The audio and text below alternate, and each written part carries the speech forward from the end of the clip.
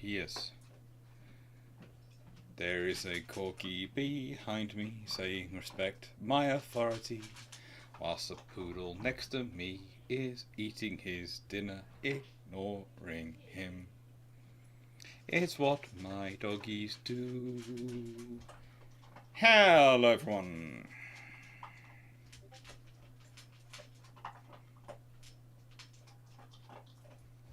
Hello. How are we doing today? Right. Sound check. Sound is working. Hopefully it's working for everyone.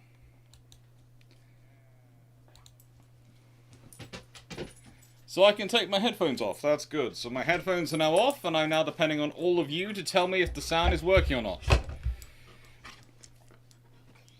Please note, we do have popping all over the place. Up you go back. Up you go back. You're not getting in my... You're not getting... I'm out of Iron Brew. You're not getting my milk. You're not getting my milk and my water. You've got your own water. You've got your own food. You're not getting mine as well. Up you go. Go and say hello to everyone. Up you go.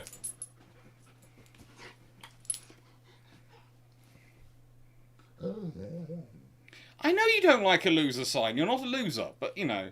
I'm just trying to do the camera thing so it expands out so everyone can see you.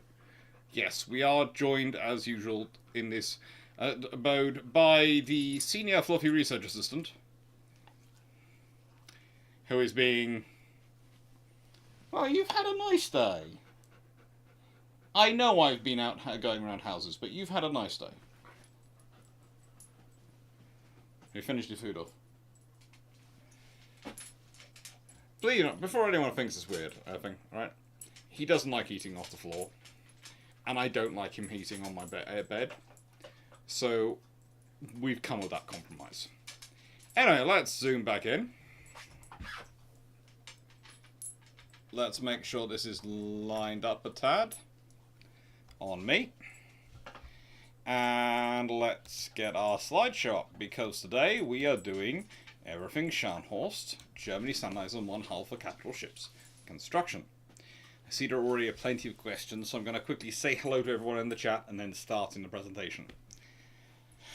Ay, caramba. There's a fair numbers going on. Hello, Carl Gasbeck. Hello, SteveClarke. Hello, George Newman. Hello, Nightstick, everyone. Hello, Peter Dawson. Hello, Frank Belmore. Hello, Tanef. Hello, Seneca Nero. Hello... John Shea, hello Calvin Michael Cooch, and the Calvin Gasberg again. Hello SteveClarke. Very good that you're here, Steve, considering it's your suggestion. Hello Byron Newman, hello DG40, hello George Newman, hello BugGuy229, hello Shibra. That's not Siobhan. So we're going to Shibra. What are you? Are you chewing your own hair again? You chewing something of mine? No. Excuse me a second. Nope. Where did you get a face mask from? Because I haven't been wearing these for a while. Did you pull it out of one of my bags and pockets? It was just sitting in there. If you ever want anything found, just leave a doggy alone in the room. Oh, I'll deal with that later. You haven't finished your food, yet you started in on a face mask. Yes, you're gorgeous. Nuts, but gorgeous. Nuts, but definitely gorgeous. Yeah. So, hello, John South. Definitely an overexcited poodle. Always an overexcited poodle. See if that expands out. Considering he's got really close to you all again. I get all of you again. Oh, good lord. There, he's taking over. He's pushed his babber out. He's got control of the camera.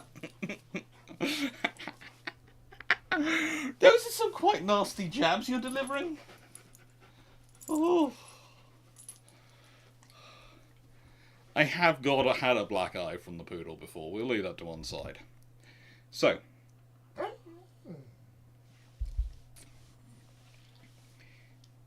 Sim Richards, hello. Paul Amos, hello. Wayne Twitter, just had an absolutely horrible idea. What if the Imperial Russian Navy had standardized on the Kamchatka? Thank Lordness, that would never have happened, but we'll leave that to one side. Todd Webb, does it include everything? Yes, it does include everything.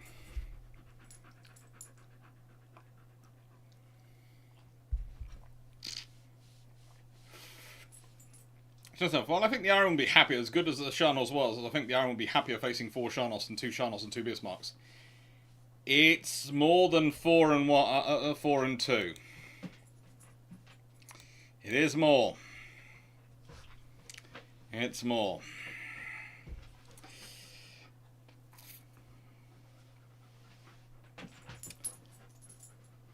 Hello, Paul Amos. Hello, everyone. Right, and also, before we get too far, I will be on Discord this evening, chatting away with people afterwards. Possibly not for as long as I sometimes do, but I will be on Discord this evening. Starlink and everything else are allowing.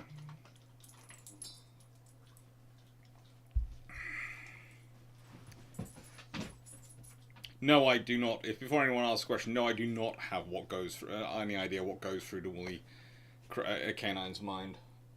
He has various ideas on the matter. He's now, for some reason, instead of lying on the bed, he's decided to lie on the floor behind me.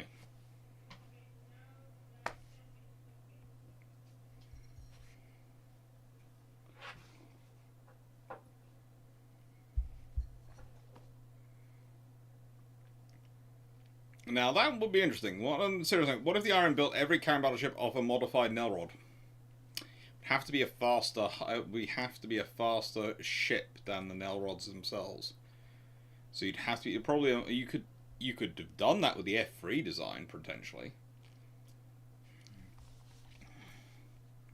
because the F3.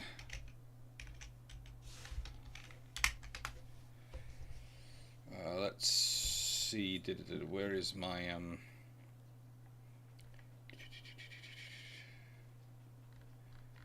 have a whole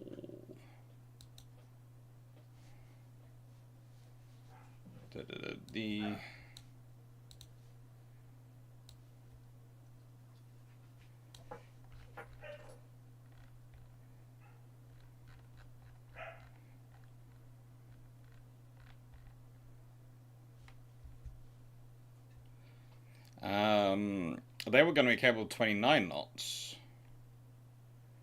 And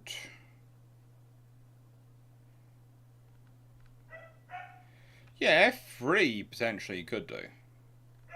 F3 potentially could do.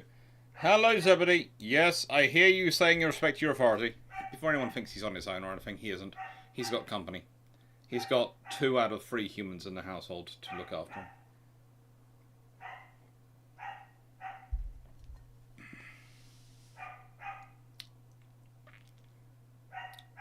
Hello, John UK. So,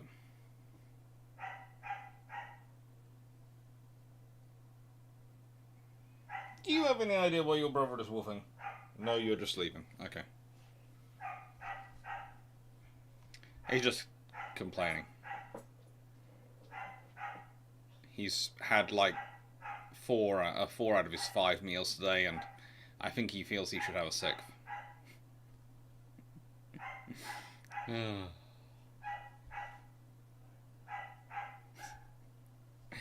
Anyway, so the question was, Germany standardizes on a single hull for all capital ship production, and it was a Scharnhorst hull, and take IGN advice on carrier construction. So basically, it's almost the worst nightmare for the Royal Navy.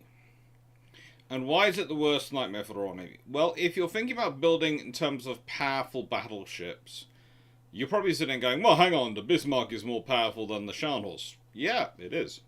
It's bigger. However, there are advantages to going with this construction in terms of numbers of vessels which would have entered service. In fact, once we get into that, you'll see that is the big advantage. And that's going to cause the Royal Navy far more trouble.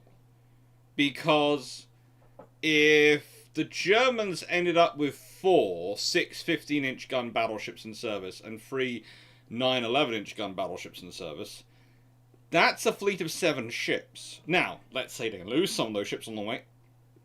There's still going to be more vessels available than the Germans ever had. The Germans, thanks to Scharnhorst and Eisenhower, then Bismarck and Tirpitz, because they decided to change production halfway through and went with something completely new and tried to reinvent the wheel again several times over, they managed to shoot themselves in the foot several times. So standardizing on a similar design, straightforward design, does actually have some options, which we're talking through. And it's the same with the carrier construction, in that the trouble is the Germans went for trying to design what would be the perfect engineering system and the perfect system for the Baltic and the Atlantic. And the honest reality is that you can sort of ignore the Baltic. You can from a carrier perspective.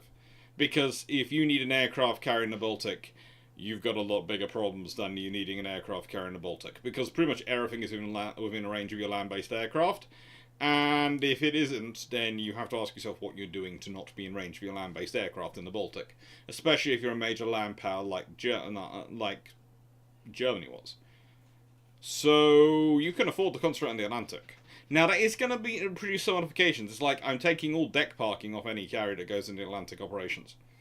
I'm sorry. People sometimes disagree with this, but it's a very simple fact of life. The Royal Navy tries deck parking in the North Sea and North Atlantic on several points in the 1920s and 30s. And what they tend to find is they lose their aircraft very quickly. North Sea goes yum. Now, this is another reason why the Queen Elizabeth class operate as they do. It's one of the interesting things about the Queen Elizabeth class. They have a theoretical air group, which includes deck parking, and they have the actual air group, which can be stowed in their hangar. Most people are fairly think that they're going to consistently max out at roughly 40 aircraft. Why? Because that's how they can roughly fit 42 to 45 aircraft actually in their hangar. And, you can add more. You can certainly, if you're operating in the Far East or under emergency conditions when, frankly, you're less worried or you're going to go through the extra efforts and extra risks of deck parking, it's fine. You can operate more aircraft. You have the facilities to support more aircraft. But in reality, in peacetime, you're probably going to max out at about 40 to 45 aircraft.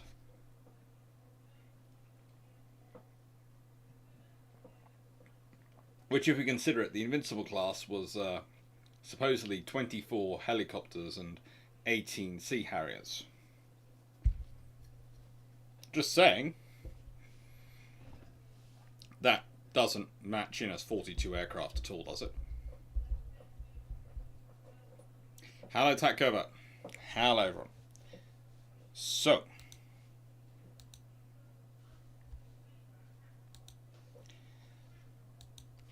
give me just a second.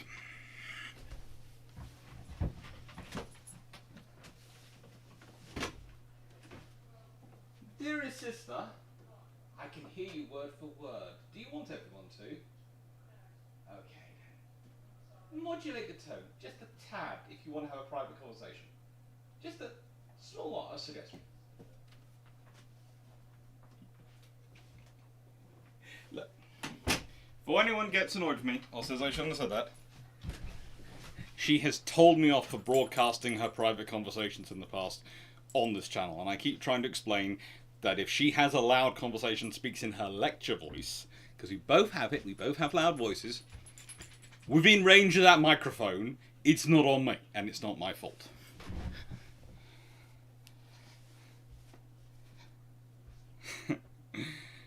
Right then. So, with all that said, have I ever thought about the relationship between postmodernism and naval power? No, I try to avoid getting in anywhere near those kinds of debates if I can. Anything which has the phrase post or modernism in it worries me. Because post suggests that we are now after something, like we are post-war or post the Cold War, we're post-war, we are We're a post-history. No. And modernism, well, that's just another phrase for current thinking, isn't it? Because I'm sure the people in the 1850s thought they were modern, and they would have modernist thinking. So it's just not something which in my particular historian's brain do I ever like anyone trying to say modernism or anything like that. Because, well, it's just current thinking. Studio light on door. Have one of those at home. Doesn't work. Doesn't take any notice.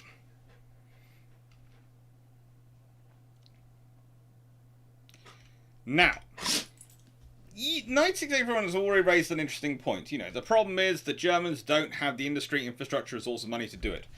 Well, that's where things get kind of interesting. And one of the reasons why I did actually go with this design, if someone had said concentrating on all Bismarcks or anything like that, I'd have laughed it out the park. Okay? Honestly, not really possible. However, things get interesting. Shameless book plug. Shameless book plug. I do like doing them. And I will admit something, the lives this month are probably not going to necessarily be as long when they're presentations as they normally are, because honestly, I can literally see in live real time on OBS the strength of my upload and download speed. And it goes up and down, up and down, up and down.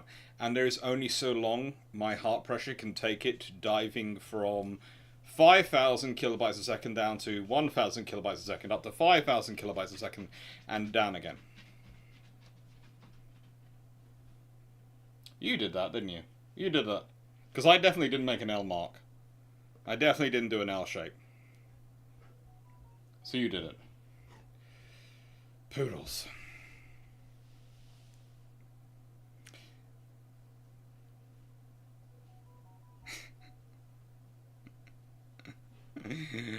Right then.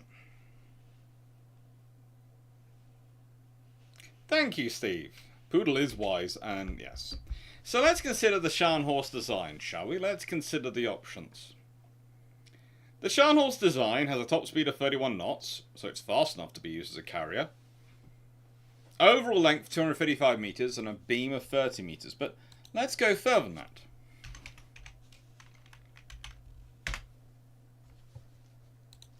If I bring up my notes, thankfully, this is the good thing about having your notes all stored online.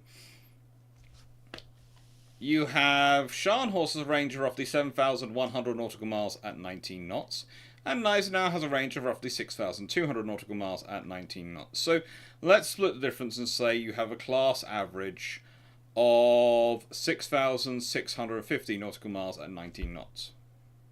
That's fairly decent. It's not going to get them to the Falkland Islands and back, but it's going to cause a lot of people a lot of trouble. Especially if your ships aren't designed for a 19-knot cruising speed. And here's the thing, the moment you have this as your core design, you're building everything based around this.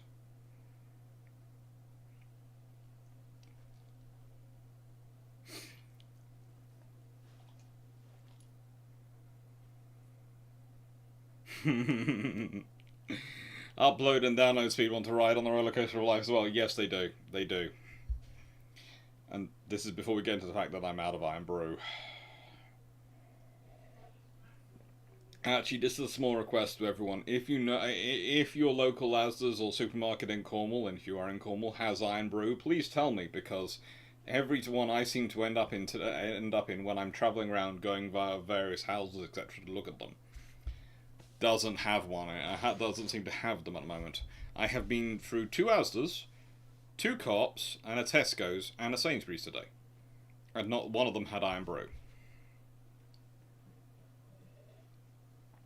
Now, I'm not basing cruisers on design. I have to admit, I'm not going that far. I'm going for capital ships and aircraft carriers, mainly because I can then work out what yards can do the work. Whereas, once you're scaling down for cruisers, you have issues. But also, let's be honest, the Germans really don't build that many cruisers.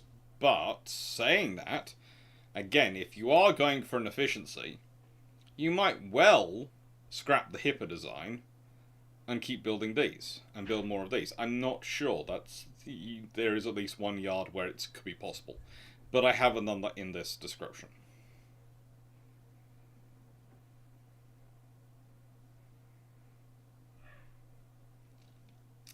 Now, before people Sharnhorst is 30 meters shorter than Graf Zeppelin. It is, but it isn't that much that bad, because if we consider where we're going, things are going to be different. So let's consider this. For starters, the Scharnhorst is 143 million Reichsmarks. The Gneisenau is 146 million Reichsmarks. You can see the difference in times between them being laid down and launched. You can also see that they can be built in all three yards, because if Blohm and Vosk can build a Bismarck, they can build Scharnhorst and Gneisenau. You also notice immediately there's roughly a 40 to 50 million Reichsmarks difference in the price of a Scharnhorst and Gneisenau and a Bismarck and a Tirpitz. And Graf Zeppelin's down there at 92.7 million, so that's pretty darn useful. What does this stats give us? Well, this stat starts to give us time periods. There's a reason I've emphasised them. We've got 17 months between being laid down and launched for Scharnhorst. We've got 19 months between being laid down and launched for Gneisenau. You've got roughly 18 months for Gneisenau to go from launched to commissioned. You've got 27 months for Sharnhorst to go from launched to commissioned. If we consider Bismarck, she has 19 months to go from launch to commissioned, but 19.5 months to be built. If we consider Tirpitz, she was 29 months to be built, and then 23 months to go from launch to commissioned. And the Graf Zeppelin, well, she was 21.5 months to be built, and she's never commissioned. So,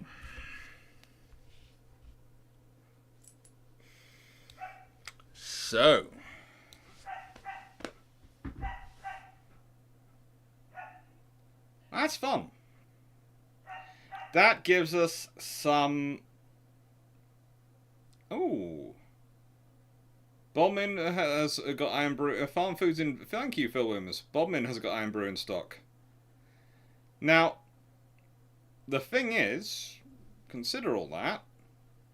There are some advantages already going in. One of the things that Knight 631 brought up earlier is that there is a problem with the money, there is a problem with the infrastructure in terms of construction. Well, if we consider the price differential, you've pretty much paid for the difference between a Bismarck class and Tirpitz, you've pretty much paid 2/3 of the costs. And if you're building a Sharnhorst, if you're building a Graf Zeppelin version, that's going to be probably cheaper than a Sharnhorst version on the same hull. And the thing that you miss out, really, if you look at this, is have a look at how many days of transition they take. Because the interesting one here for us is Kriegsmarine Wilhelmshaven versus Kriegsmarine Wilhelmshaven for Scharnhorst. So Sharnhorst is launched on the 3rd of October, 1936.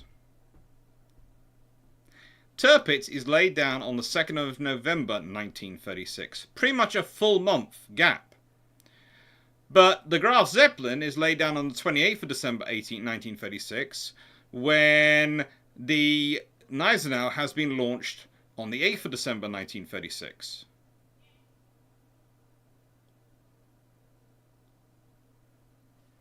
So that's 20 days. That's 3 weeks versus a month differential. And that adds up. But also, let's consider this. One of the reasons why Sharnhorst takes so long to be commissioned is because they rushed her off to make room for the Tirpitz. They rushed her off. So that's why she takes only 17 months between laying down and launching. It also shows that if you'd had that extra month, or rather extra 2 months, which she should have had, like Gneisenau, things could have been very, very different. And she too could have been completed in 18 to 19 months.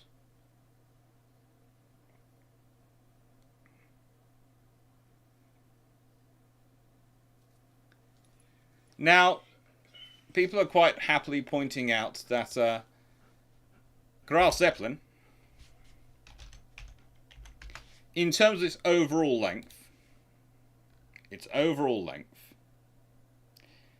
is 262.5 meters.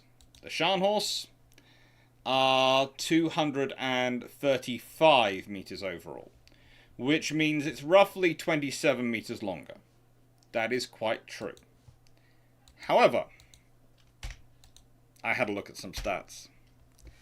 And, well, there's the Soryu, which is 227.5 meters long overall. That's quite nice, and definitely fits within a Scharnhorst description. And there is the Shikaku, which is 257.5 meters long.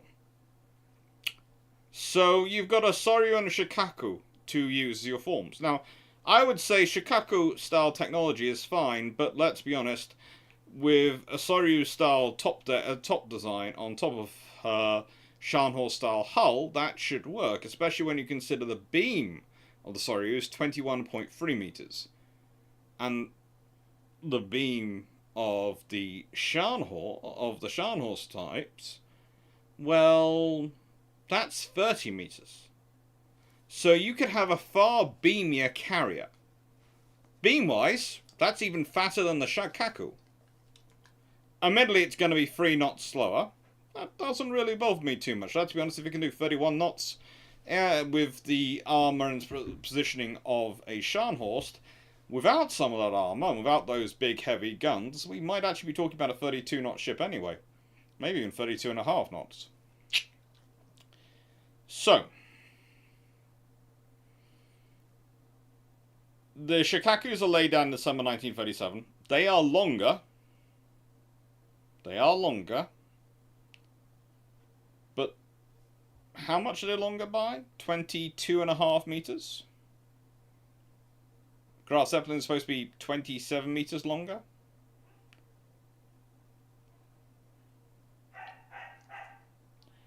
It doesn't really matter if it works. And the thing is, if the Soryu works at 227.5 meters long and a beam of 21.3 meters long, you can make a carrier work using Japanese style influences on your aircraft carrier design, which is 235, possibly slightly longer once you extend up and extend out the flight deck, etc. a bit, which probably you would in a carrier based on a Sharnhorst design, and you have a beam of 30 meters. That beam is going to mean something, and something useful. You've got a lot of space for fat aircraft to land, and let's be honest, that can be useful, but also that means you have a lot of stability built into that hull. The Graf Zeppelin herself was designed with a beam of 36.2 meters. She was going to be a far, far larger carrier than even that, but still 30 meters is enough.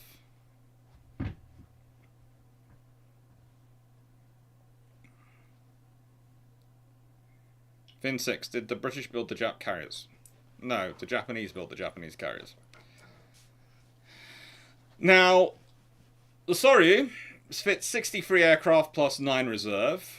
The Shikaku, 72 aircraft plus 12 reserve. Now, I would say with both of those, there includes certain parts of the design and structuring, which frankly the Germans probably wouldn't go for. And if we consider the Graf Zeppelin herself, well, she's designed for an air group of roughly 40 aircraft, and I wouldn't be surprised if that's what they end up fitting, eh? What do you think about roughly 40 aircraft? Because again, it's going to be hangar stowage. 40 aircraft, it's hangar stowage, and that's the important thing. What you can stow in the hangar so it survives in the North Atlantic and North Sea. Carriers can be slower, but let's be honest, you prefer, if you want a fleet carrier, you want it to be at least 28 knots, so 31 knots is fine.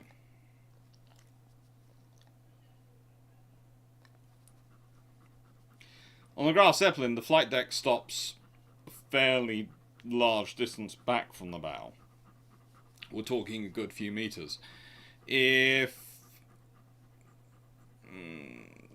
you can do modifications on it, but again, it's still going to be enough. You're going to have enough. Again, as you can see with the Soryu here out of the top and the Shikaku, the flight deck stops short of their overall length. And again, is anyone going to really critique the Soryu class? They're a fairly decent carrier for the 1930s. They do the Japanese well. It's not a bad design to be basing it on, and a modifying Shikaku design, which is what I've really gone with, would seem sensible and eminently possible. You don't have any silly shaped lifts. You don't have any problems here. The actually interesting things with the Japanese is they built their aircraft carriers from the get-go. The first one, the Husho, is the first purpose-built aircraft carrier to be laid down. The fact that the British get one in service before it is because the British are able to build more because of their infrastructure. So the Japanese have good carrier tech. The Japanese really do. And this is what they're building in commissioning into 1937. And the Shikaku is what they are laying down in 1937. The strength deck in the Japanese and German carriers, if they're following this design, would be the main deck. So it wouldn't be the flight deck. Your critique was no swimming pool. That is a devastating critique, Wayne. That is really a devastating critique. Sorry. I have a poodle just sitting here going, hello, I'm supposed to be being patted right now.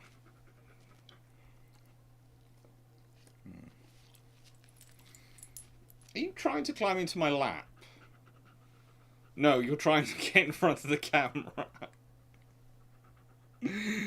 Oh, you are such a camera hog. British built some of their Congo class and some of their battleships, basically, for them in World War I and pre-World War I era. Do you? Right, thank you. The British had very deep links with the Japanese. So, in sort of the World War I era and pre-World War I. Hello. Okay. Can I click the next slide on? No? Okay. Sorry. We're having a poodle break.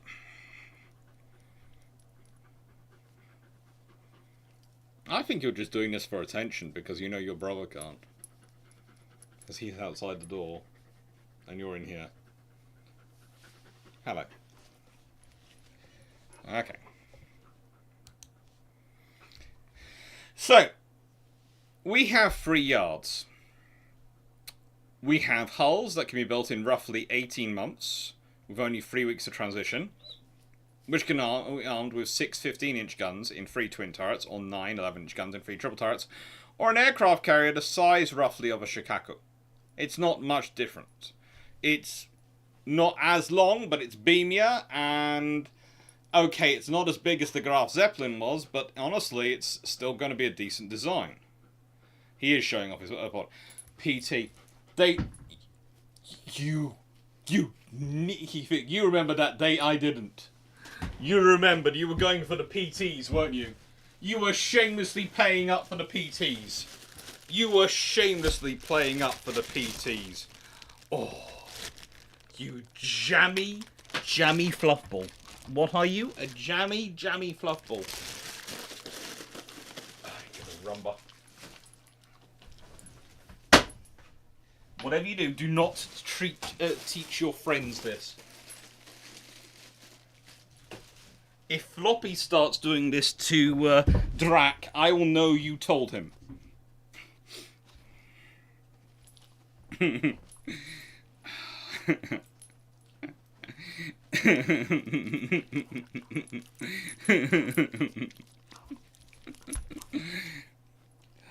Caramba.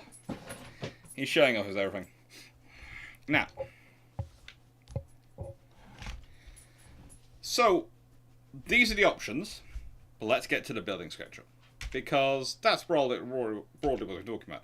And I am hoping, because someone has actually, Tack Covert, who's online this evening, has promised. He said he's going to produce a sort of image for me with all three next to each other and sort of some things using. Well, I asked on the Discord channel last night if someone could, and they're working on Tactocova is working on it on Spring Shop. So yeah, anyone else wants to come on is more than welcome to. If I get the slides to me tomorrow, I will record the video tomorrow at some point, and it will be up on Saturday. So anyone's suggestions of what the ships would look like, please do put them in. So, timeline laying down and commissioning. Now this is where things get interesting, and broadly speaking, I have to admit, this stuff is not me having to go into a lot of detail, because the Sharnhorst class stats are quite well known, the Graf Zeppelin stats are quite well known, Shigaku, Soryu, the stats are well known. These are things which are well known details. What would I do first off? Well, batch 1 is May 1935, 3 triple 11-inch ships commissioning in August 1938. That's quite scary, okay? If you go with 3 triple 11-inch ships, that's 9 of them. That's 3 9-11-inch gun ships. That's a decent number, because remember, 1 is a white elephant, 2 is a availability, 3 is a capability, 4 is a guaranteed. So 3 means the Germans could have maintained 1 at sea constantly. So instead of you just having a couple of Deutschlands maybe out at the beginning of World War II hunting, you might have had 1 of these out hunting. Well, that's a lot bigger problem to deal with than a Deutschland class. Because that's a fast battleship. Yes, it's armed with 9-11-inch guns, but it's a fast battleship, and that means you're going to need, the Royal Navy would have needed, Renown, Repulse, and Hood all out hunting, and Renown is in refit. So that means Repulse and Hood are out hunting. The Dunkirks are probably involved as well.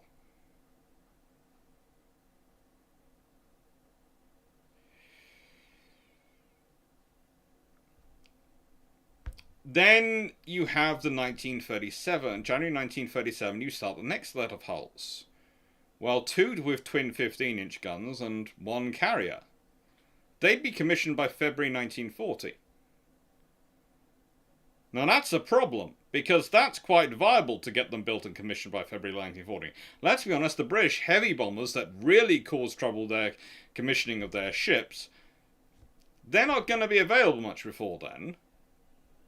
And those ships are mostly going to be launched by August 1938. So they're going to be well under construction, well onto their way in service, and actually movable and floating. And that's getting a really scary thing when you start to consider about the batch 3. Because they could also be well on their way, as they will have been launched in February 1940. And if we consider when certain ships come into service, in terms of the German Navy, historically, well, if you consider Tirpitz here, she is launched April 1939. So, there is a possibility that you still get some of the February 1940 launches to come through. And you could get those commissioned. These are going to be a simpler and more straightforward design. These are going to be building the same thing again. So you're actually probably going to be getting them built faster. If you're building a Sharnhorst hull times 3, and then you're building the same hull, same engine, same configuration, times 3 again with different top fittings, and then again, you're going to build it a lot faster, a lot more efficiently, a lot cheaper. Probably a lot quicker as well. So the point is, they could realistically have ended up with 4 15-inch guns, 3 11-inch gunships, and 2 carriers commissioned by 1942.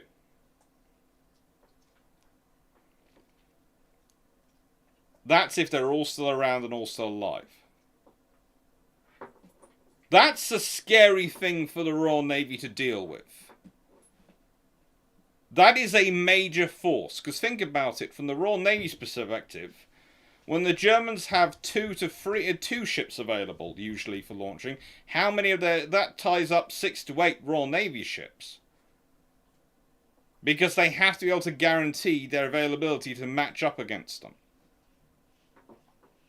So if the Germans have more, they have to match up even more.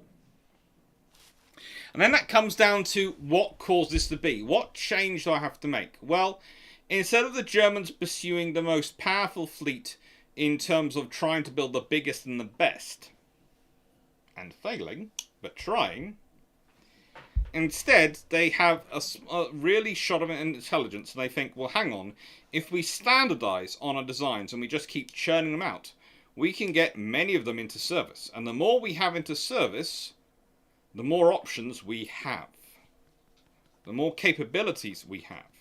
So they've standardized. They've gone with, this is a good hull. This works. Yes, I know it's got the Baltic bow rather than the Atlantic bow, and I do know they'd have to be reconfigured with that. I know. But frankly, again, if they've been in service since August 1938, they probably spent some time in Atlantic and might well have been reconfigured before even 1939 came around. Now, the thing is, you can say this is a violation of the Anglo-German Naval Agreement. You could, but let's be honest also, the Sharnhorst class, they are 32,600 tons in standard. So they are not violating the naval treaty. And yes, Germany's building them. But to be honest, the Royal Navy is also building ships, and the Germans technically have built 5 battleships. You can then go, well, hang on, they're laying down 2 more. Well, that's their 7th. The British are building up by 1937. When the naval treaties break down in 1937, the British professed direction of carrier construction is to look capital ship construction is looking for 21 to 22 capital ships. That's the fleet size they're looking for. So the Germans having 7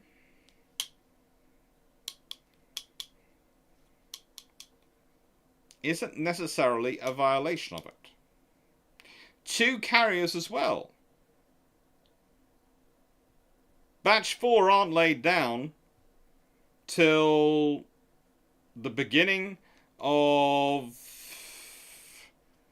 well, till 1940 when war is underway. So in nicest way, there's no treaty violation at that point, is there? Because no treaty once war starts.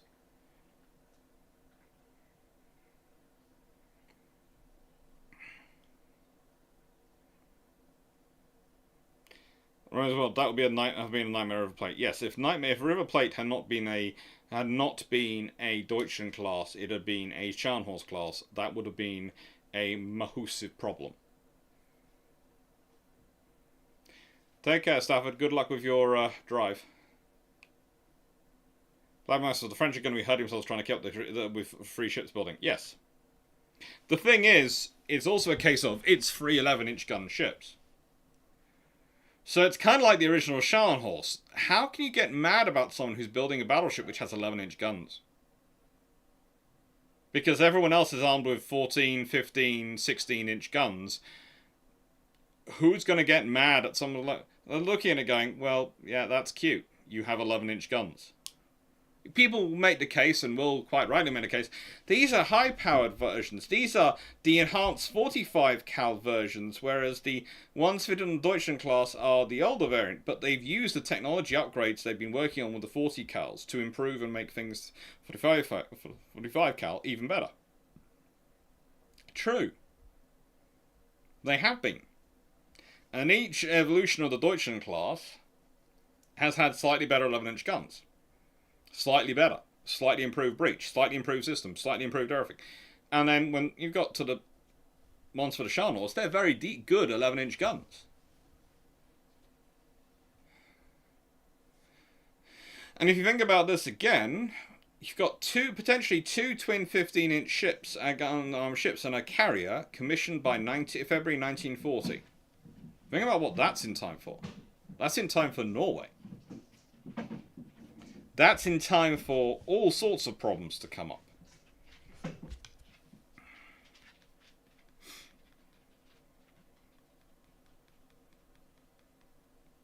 I seriously doubt Germany had the crews, fuel, supplies, etc., force, and there is no way going would give the plans for two carriers. Well, here's the scenario, okay? They've standardized, they've pushed in. They could have had the people for such the crews for such a force. Whether they'd be considered train crews by anyone else's standards is a different matter.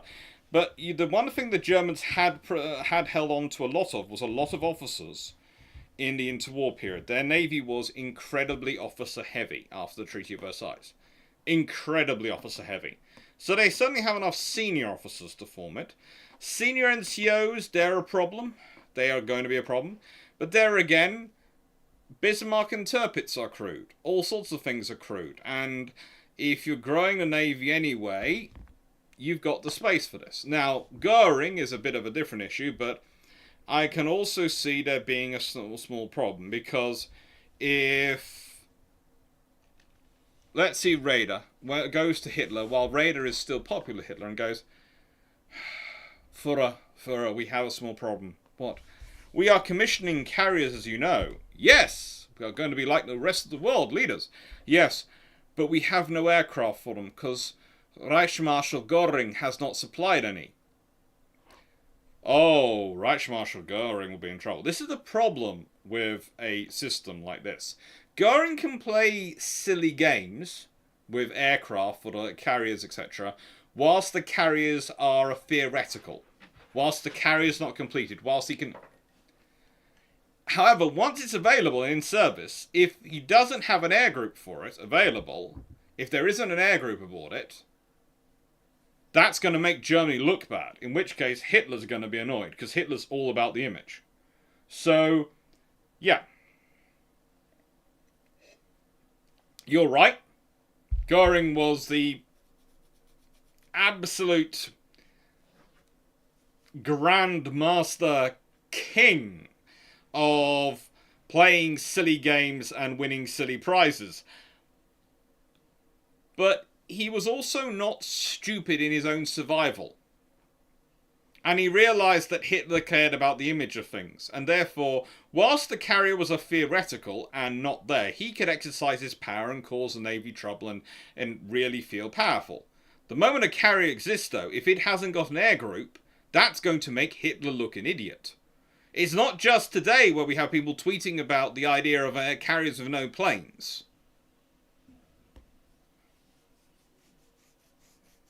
Now, people are repeatedly saying nothing happens in isolations, and I do agree nothing happens in isolation. But I'll be getting on to what the likely responses are going to be. Germany did have designs for Germany had a carrier-capable torpedo bomber for it, the Stork.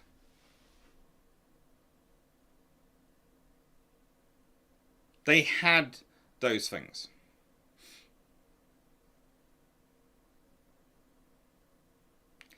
Nathan, you clearly forgot... No, I didn't forget the RAF had Wellington bombers, etc. at their command. I said they didn't have the heavy bombers, which they used to disrupt the construction of ships.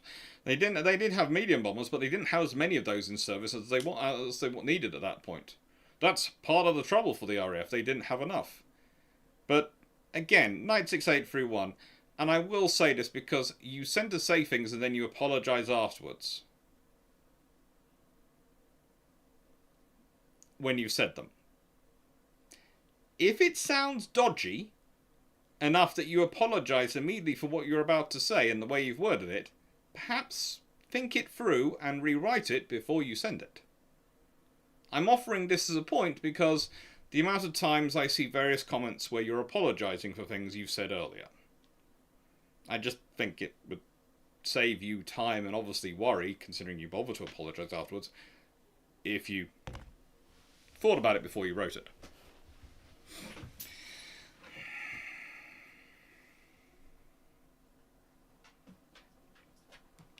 Wasn't the Sharnhorst part of the deal for conservatives to let Hitler into power as part of the coalition, or was that Cruises? That was everything. The Navy was part of the conservatives coalition.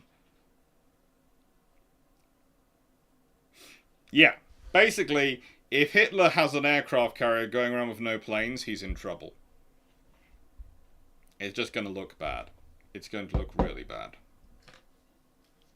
So he won't. Hello, Verdun.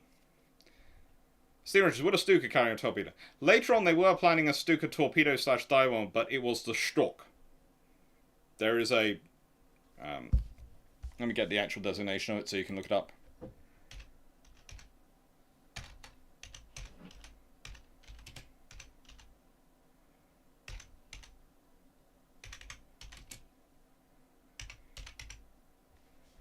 Would help if I could type more than one-fingered.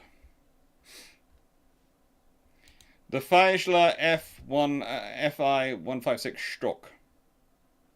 No, not that one. Was it Stock?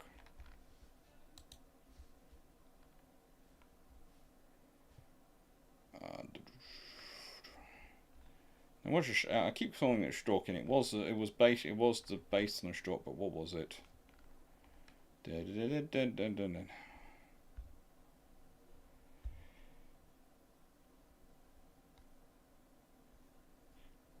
the same company as the Stock, isn't it?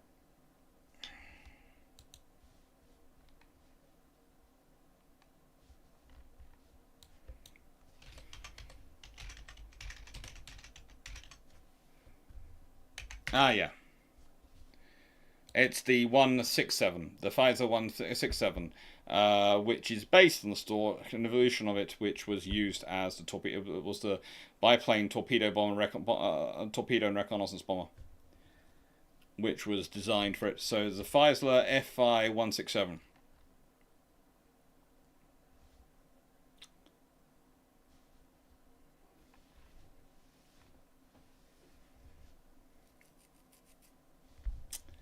So let me just pull it up.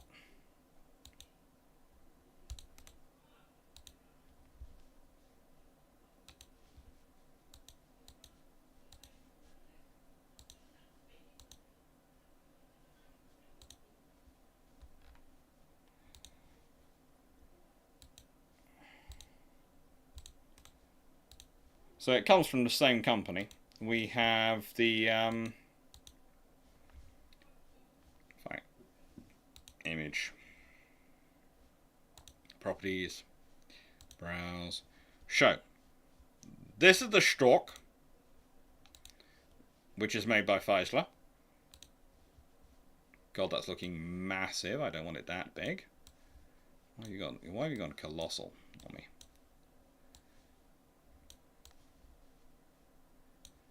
And they were approached, and using that as a base point, they went and developed this. And when I say as a base point, I think it's a very loose base point, but it still was, to an extent, a base point.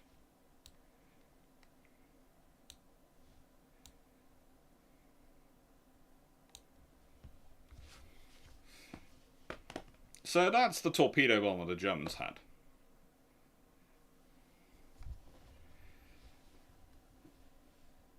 Now, okay, so RAF would probably try to interrupt construction with their bombers, but considering historic results and their total target list, it would not be enough to do more than annoyance with the medium aircraft. Yeah, pretty much that's it. That's it at the point.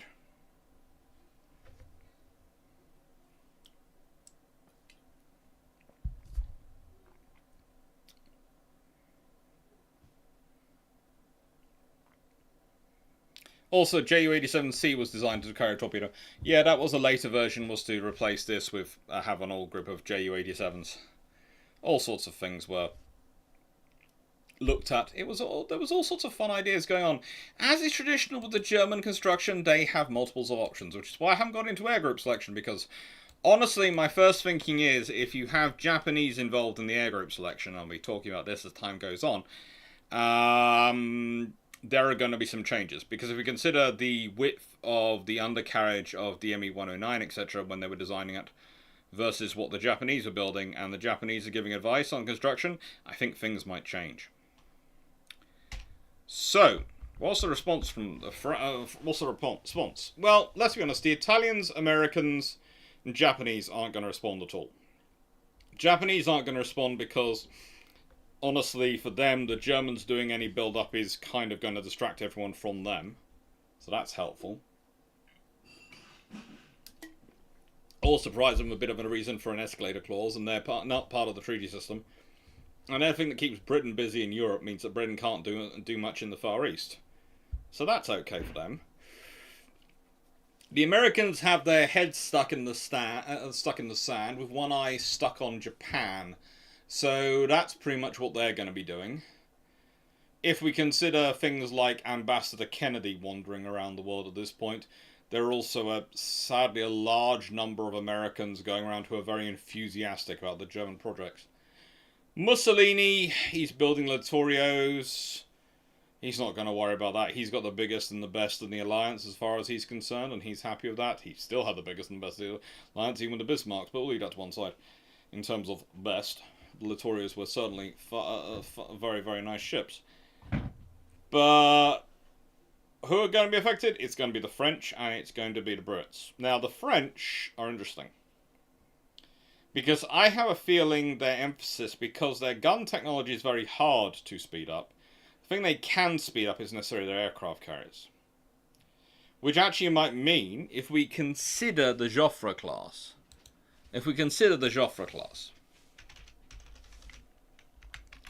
and I'm not the world's biggest fan of the Joffre class, because they basically use an improved version of the burn system, so they need to have that ripped out and replaced as soon as they could. But the Joffre herself was laid down on the 26th of November 1938. Now, my view is this. If the Germans are building free free Sharnhorst class at once, the French might order immediately batch of Dunkirks. They might try and speed up the Richelieus. I think that's probably what they do, is try and speed up the Richelieus. But I think they'd also try and get Joffre built sooner. There is a reason for this. German vessels are viewed as surface raiders. Yes, they are fast battleships, not battle cruisers. But they are still viewed as surface raiders. And it's well known and well practiced doctrine now for both the British and the French, when they exercise alongside them, that you use aircraft carriers and your fast capital ships to hunt down surface raiders. And what the French were already sort of supplying to the Royal Navy, because they couldn't match them in numbers, but they needed them to be able to defend their Far East Empire and also outnumber the Italians in the Mediterranean decisively, was to provide the Royal Navy with a fast hunter group.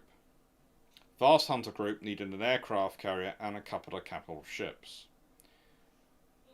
When you've got the pace of them you've got going on, the British can afford to have 2 or 3 fast hunter groups. And if you think about it, the British have illustrious, courageous, glorious. They have courageous, glorious, furious, arc royal, and illustrious coming along soon. So that's their 5 fast carriers really to do the job. And the British are short, though, with the fact that they have only Renown, Repulse, and Hood in terms of fast capital ships. Well, the thing is, that's where Dunkirk and her sister fit. Yay! They provide 2 extra fast capital ships to round out those groups and give them at least 1 capital ship and 1 carrier per group when they prefer 2. Well, the thing is, the British likely response to Germans' construction, we'll be getting into, is probably going to be to increase the speed of the production of their own fast capital ships and maybe even their own carriers. For the French, therefore, they're going to want to be able to form their own fast hunting group. Their own fast anti-surface raider task force. Which means they need a carrier. Which means the Joffre, because the burn is not fast. Under no circumstances is the burn fast. The Joffre becomes really far more important. And I think if she is laid down a year earlier, I could see her getting finished into World War II.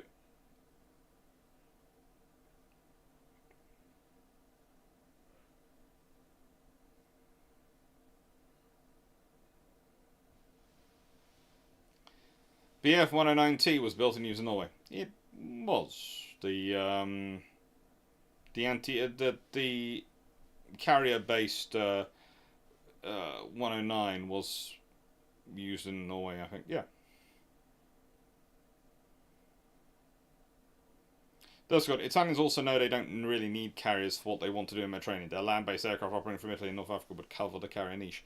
In theory, Derp Squad, in theory, in practice, there's the Regia Marina versus the Regia Aeronautica, and frankly, the Regia Marina spent most of World War II ruining the fact they don't have their own carrier and don't have control of their own aircraft.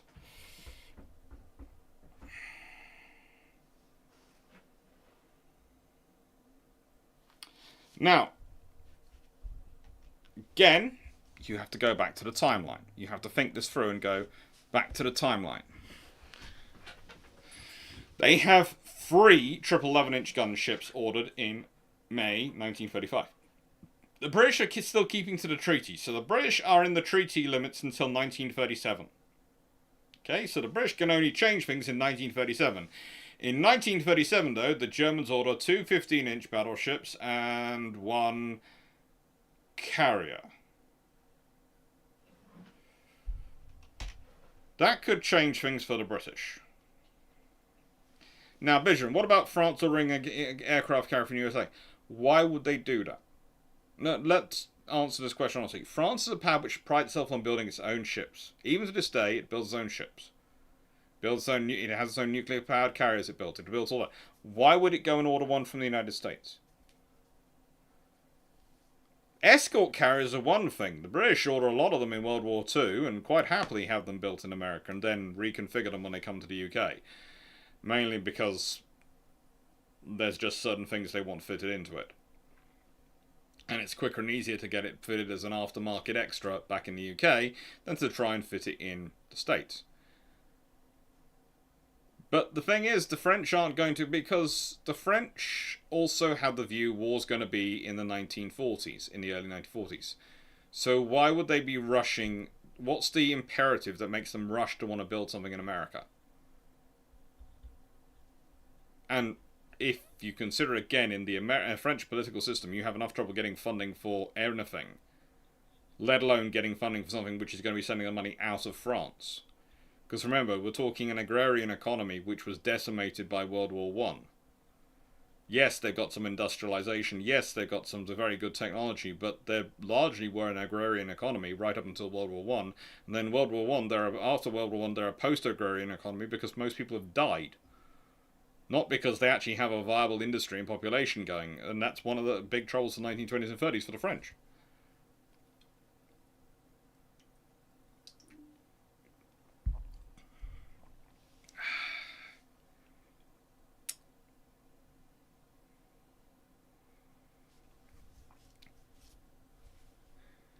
Sure, the USN would probably be concerned, but I don't think Congress will be jumping to increase expenditure, and FDR won't expend the political capital for it. No. No one in the USA will jump on this construction program.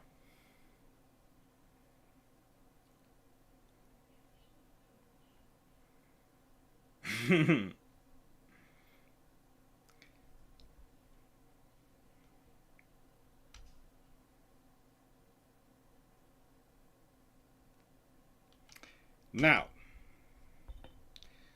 Britain, what's the response? Well, Britain, you can expect a couple of things. One,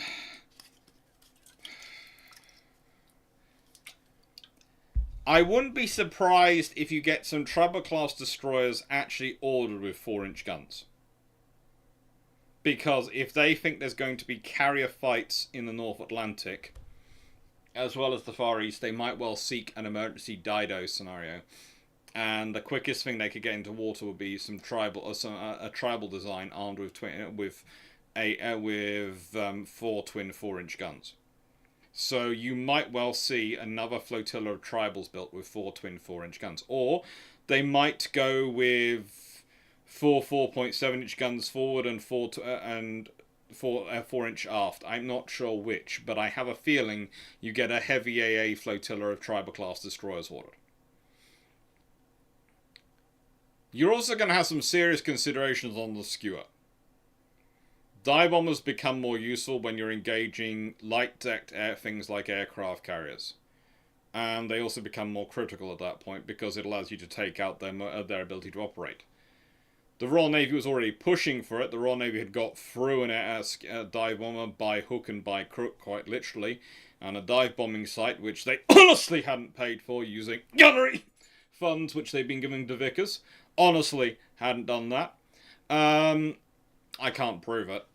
I have a strong suspicion from the sheer amounts of money going there and the fact that it's so vague in what it's receipt for, but, you know, potentially Vickers did spend millions of, the equivalent of millions, tens of millions of pounds in the 1930s to develop a dive bombing site with no client, and they built it to British standards. That meant it could only be sold to a British British force with no client in mind, and suddenly it's ready at about the exact time the Royal Navy needs a site for their dive bomber, which is honestly not a dive bomber, it's honestly a fighter.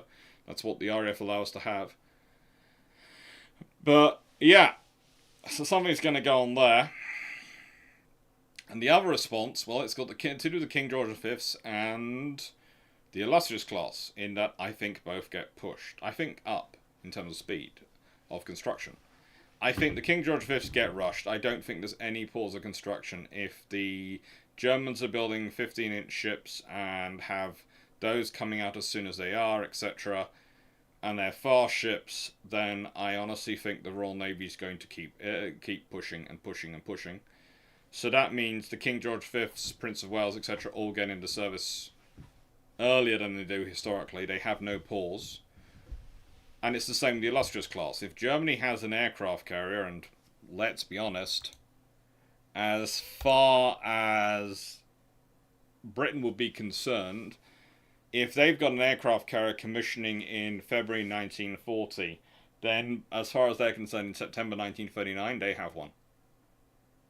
There is no point in thinking anything differently.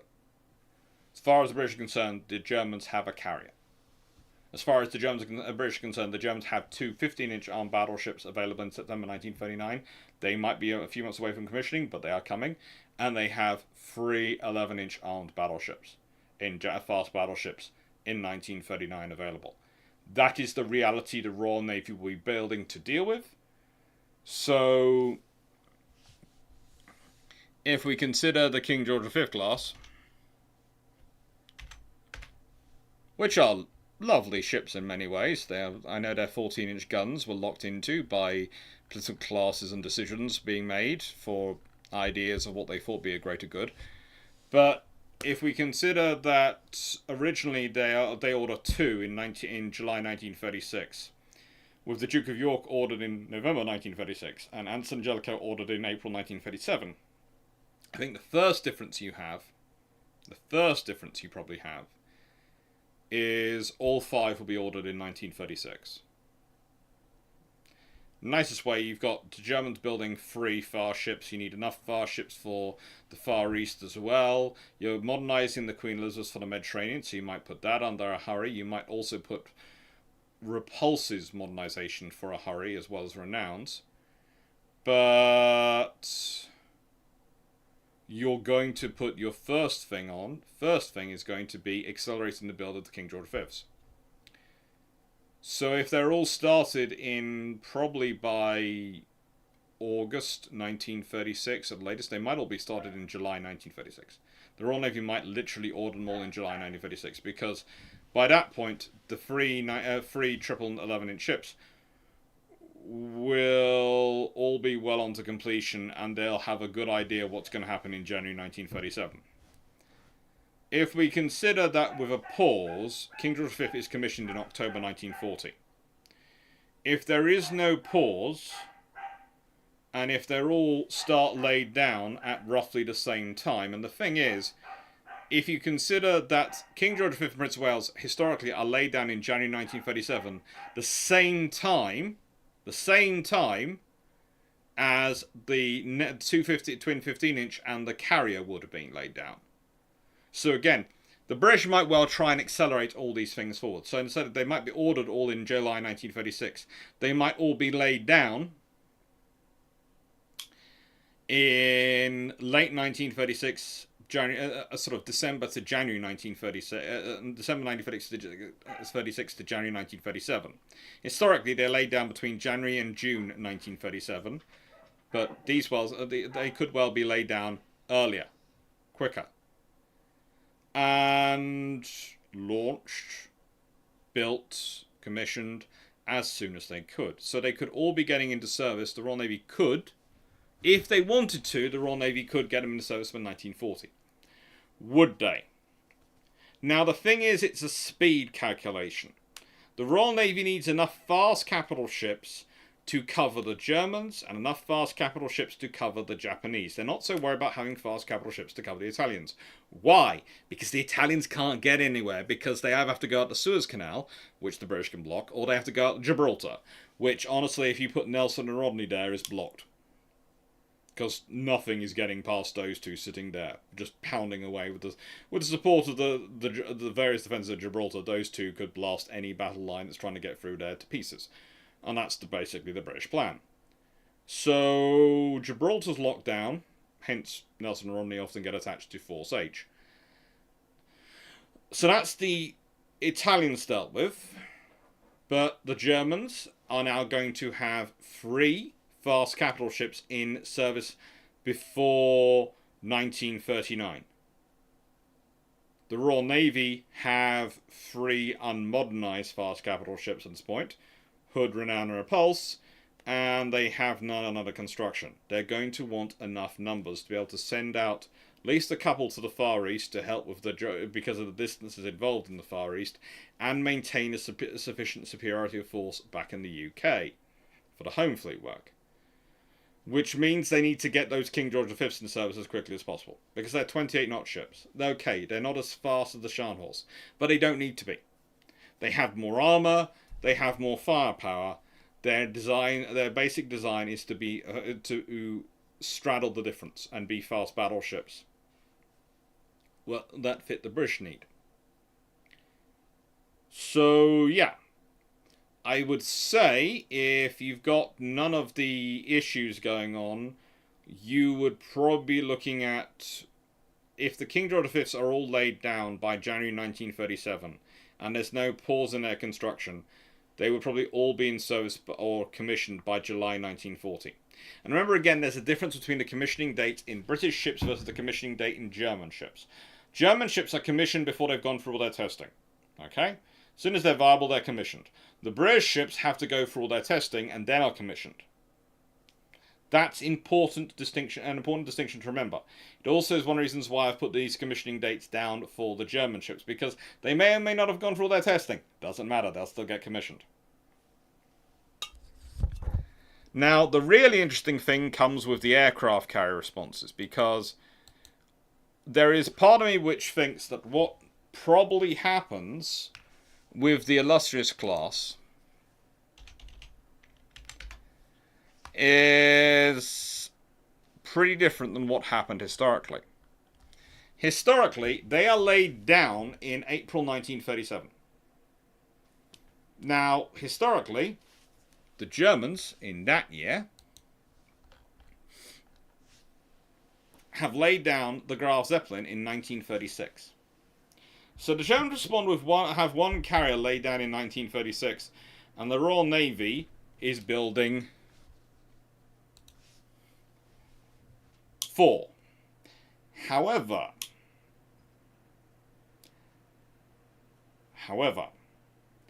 HMS Indomitable is often remembered as being a slightly different vessel, a slightly modified vessel, slightly strange vessel compared to the group. There is a reason for that. She has her design modified, so she can carry more aircraft. Now, I think the British, when they're keeping the Illustrious class, are ordering Illustrious, Formidable, and Victorious, which are ordered in April, March, and January 1937. Honestly, Victorious is actually ordered first. And, by the way, Victorious is actually launched first. She's launched on the 14th of September 1939. No, she's not launched first. She's really weird, Victorious. I thought I was misremembering. It's good old Illustrious, which is launched first, which is why the class ended up being the Illustrious class rather than the Victorious class. And that could have changed things. Now, if I have this feeling that if Indomitable, she's of course modified, but I think that Formidable might have also been modified to similar to Indomitable. And I think, again, they wouldn't be slow walked through the construction process. They wouldn't have that pause. So they wouldn't have the pause in 1939. They'd also be they'd be building them as fast as they could. I'm tempted to say they designed them with deck edge lifts so they could carry more aircraft, because that was one of the options considered. They decided not to, as they decided to prioritize the protection of the ship. But if you're more likely to have a one-on-one carrier fight, which you are, in the scenarios of Germany having a surface raider carrier and you're more likely to have it, then you need slightly more aircraft numbers. And the easiest way to get more aircraft numbers on an Illustrious class is to leave everything the same, but put the lifts to deck edge, which gives you more space in the hull for your hangar. So you can actually lengthen your hangar to the ends of sort of the lift areas, put a deck edge lift in, and you can have the things going up and down that way. It's a possibility. I don't know if they do it, but that would increase aircraft capacity within the hangar, and that's the important thing, within the hangar, to probably 48 aircraft. Probably 48 aircraft.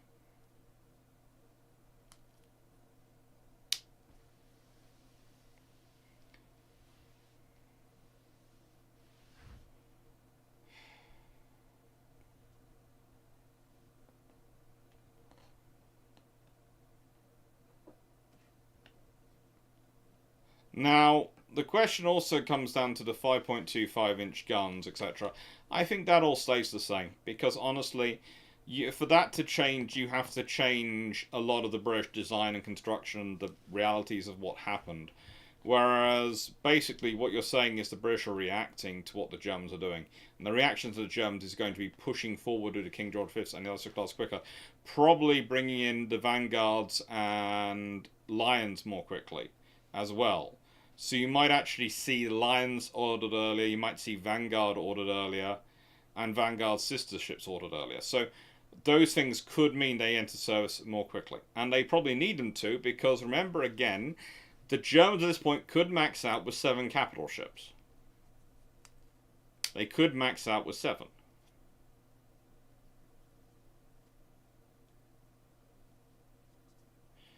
Now, the British, I wonder if the Royal Navy would look into a light carrier design, similar to 1942 designs, where quickly evening out the carrier disparity using civilian yards. What carrier disparity? This is an important point to think about. The Germans are talking about having 1 carrier in service, possibly 2. The British have 7 in service historically. And they have more coming. Now, yes, they also have HMS Unicorn under construction, and she is the basis for the light fleet carrier designs. And of course, she's the honestly not a carrier forward aviation support ship. But at this point, there is no carrier disparity. The Royal Navy have Courageous, they have Glorious. And they have Ark Royal. So, they don't have a carrier disparity. Now, the thing is, the carrier disparity comes after they lose Courageous and Glorious. The question will be, will the German capabilities of having an aircraft carrier mean they handle their own aircraft carriers differently? I would hope so. The British have standing models for how you're supposed to escort carriers, how you're supposed to protect them. In both cases, in both Courageous and Glorious, they ignored the standing models. They ignored instructions. They gave reasons, they had ideas for why they did, but they ignored them.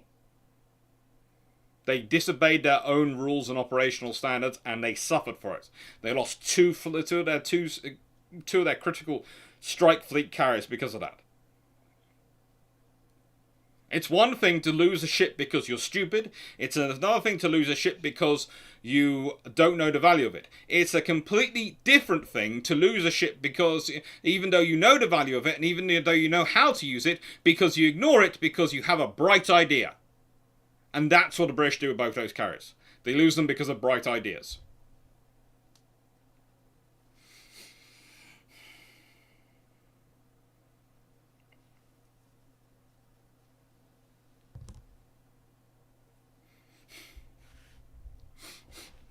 The German building program won't touch the Russian naval building program. Maybe in theory they'll have a theoretical idea, but let's be honest, if anything's actually completed, I'll be surprised.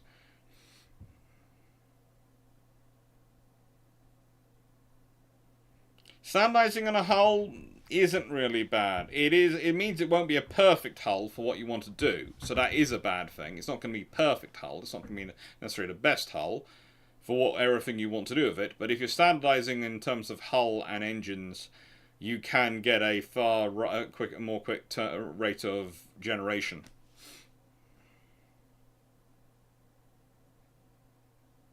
Vanguard Follocks will probably stick to 15-inch guns for initial whiles.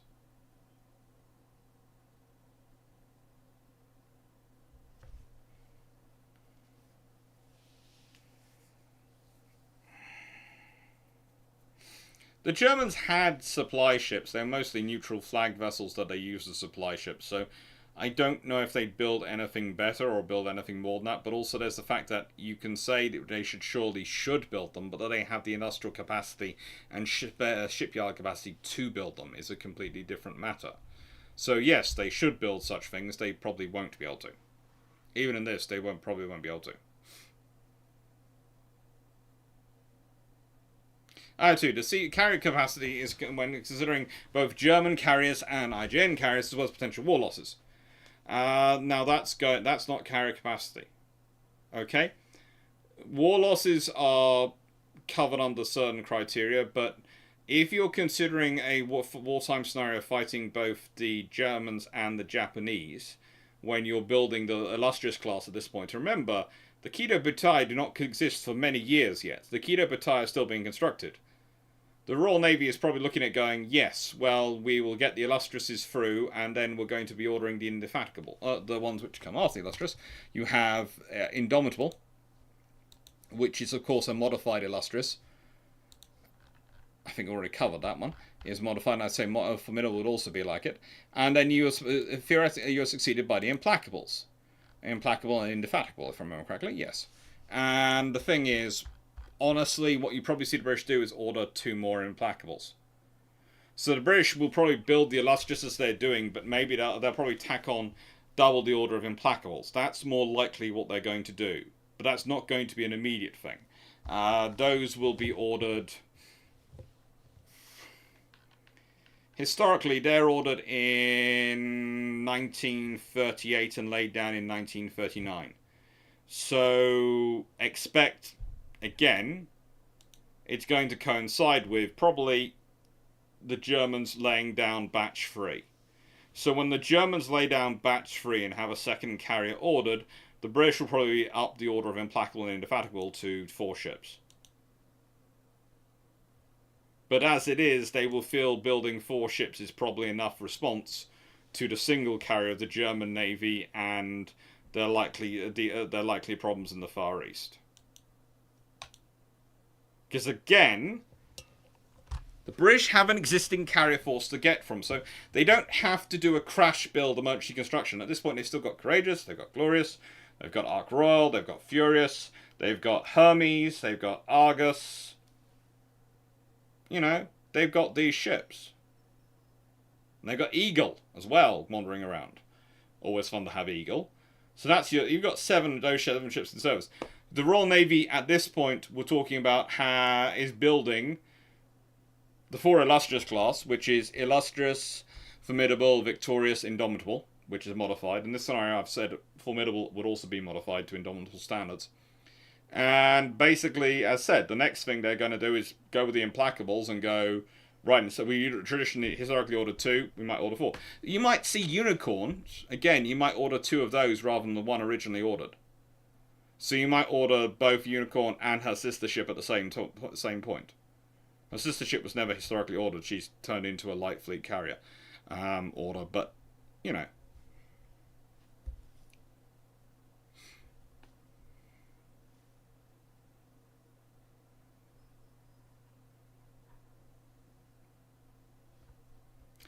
Vision, can German carrier raids on the east coast of the UK even on them? Probably not, because I can think of quicker ways of getting those carriers into trouble than bringing their air groups into range of the British fighter groups. And also, if you consider the sheer size of the waves the German Luftwaffe is throwing at Britain, an air group of 42 is basically, you know, the Royal Air Force would go, there's only 42 coming. Only 42! They used air raids of hundreds of aircraft. 42 would just not count. I think if you're going to see those raids anywhere, there might be trying for the north coast of Scotland, might try even for convoy raids in Iceland and places like that, but I doubt they'd try for London and England. It's kind of like when we start talking about the convoys in the Mediterranean and the big Mediterranean convoy battles to get things through. Once you're looking at the airstrikes being waged against those carriers and those task forces, you just look at it and go, oh my lord. Because it is literally everything in the kitchen sink.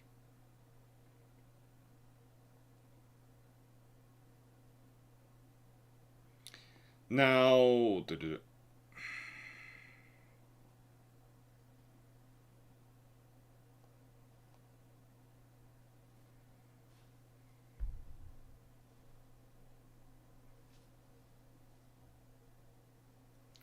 Vigilant, would Vanguard follow-ups use turrets and guns from our class? Would they do this during an active war?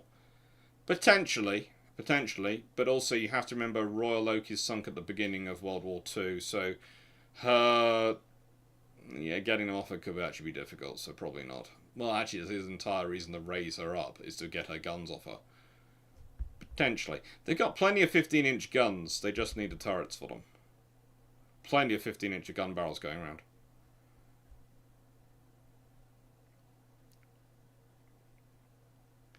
H1, do you assume that the Sharnhorst are all going to be roughly the same hull? This is a nation that built their heavy cruisers in the same class, 1,000 times different.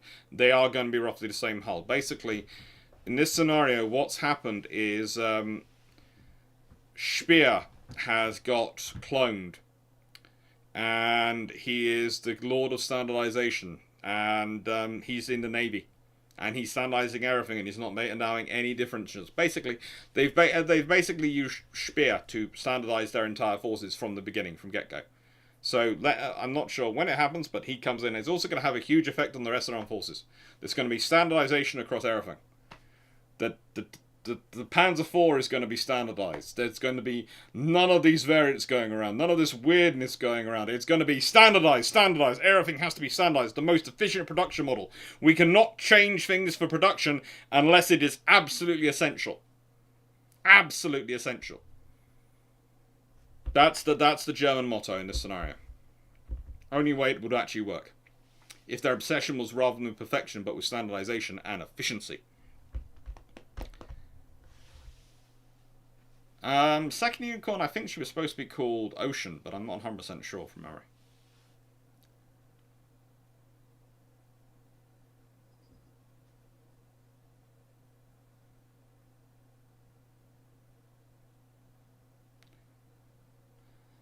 But again, wouldn't the US increase battleship production? And they could do, but it's probably going to take them time to do so.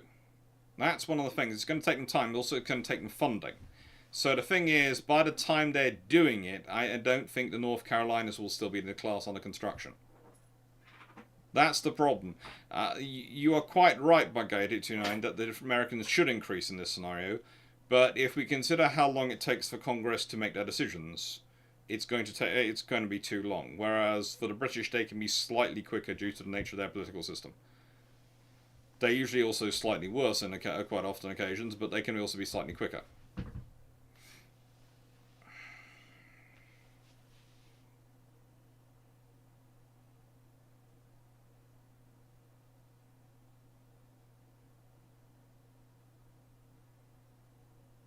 Pete Dawson. Swordfish attacked Germany's North Sea ports by mining, base from English Angler.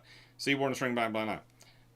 I do know that, but that's a very different scenario. You're talking... Bijan was talking about an airstrike, not a mining operation. And those were flown from land, and it was a night operation. Again, there is a whole... I haven't given the Germans the ability to... The Germans don't really have much of a night bombing, night strike capability. I haven't given them a night carrier operational capability, Peter Dawson. That's a whole generation along, because if we consider when the carrier comes into service, the first carrier is going to be commissioned in February 1940. There is no, unless you want to lose all your aircraft and aircrew, and remember the Germans are going for single seat fighters, etc. Unless you want to lose them all, you do not go straight to a night strike capability. You do not go to a night operations capability. It's going to take months, if not years, to build up such a kind of capability in air group, especially in wartime when you're starting from nothing. So they're going to be doing daylight operations into the teeth of British home chain radar with all the aircraft the British have at their disposal. That's not a sensible use of those air groups from a carrier. It's just not.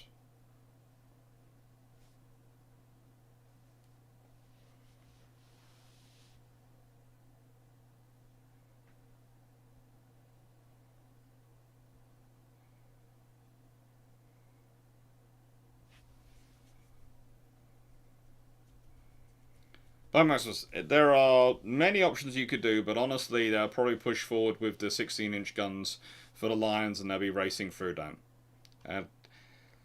Again, there is a scenario, there is a level of panic which might come in. If the British lose capital ships, there might well be a panic that comes in. For example, when Hood's lost,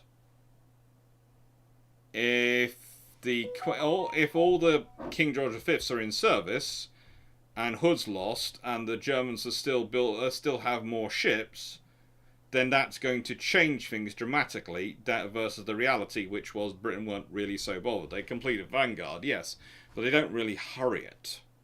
They wait for things like the Mark 37 Fire Control Director, etc., because they can, because they're not really so worried. They're building a battleship more for the reasons of they're building a battleship rather than they're actually anxious about it.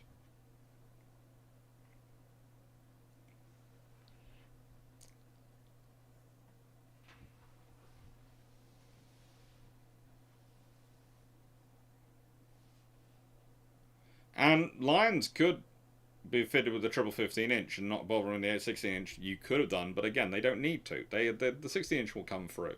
A lot of the problems and a lot of stuff around the 16-inch gun are mainly the British playing for time and trying to work out what to do and not needing it, so putting the effort into other things and coming up with a decent sub-story for why they haven't. And honestly, a lot of the post-war description of things is a decent sub-story for why they haven't.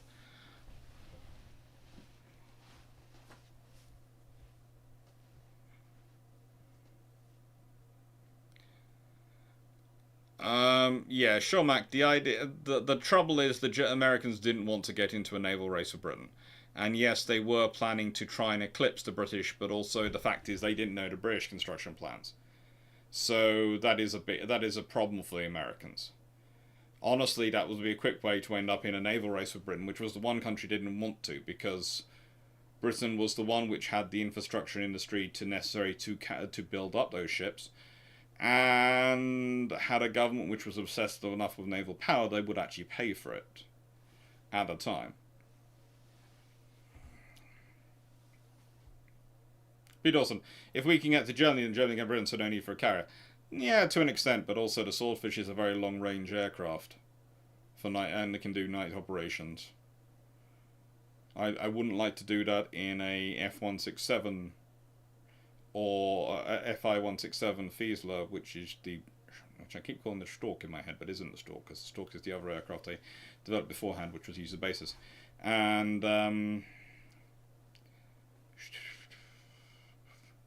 well, the trouble is for the Germans throughout World War II, they're using light and medium aircraft to carry out a blitz, etc., and they haven't got a decent heavy bomber.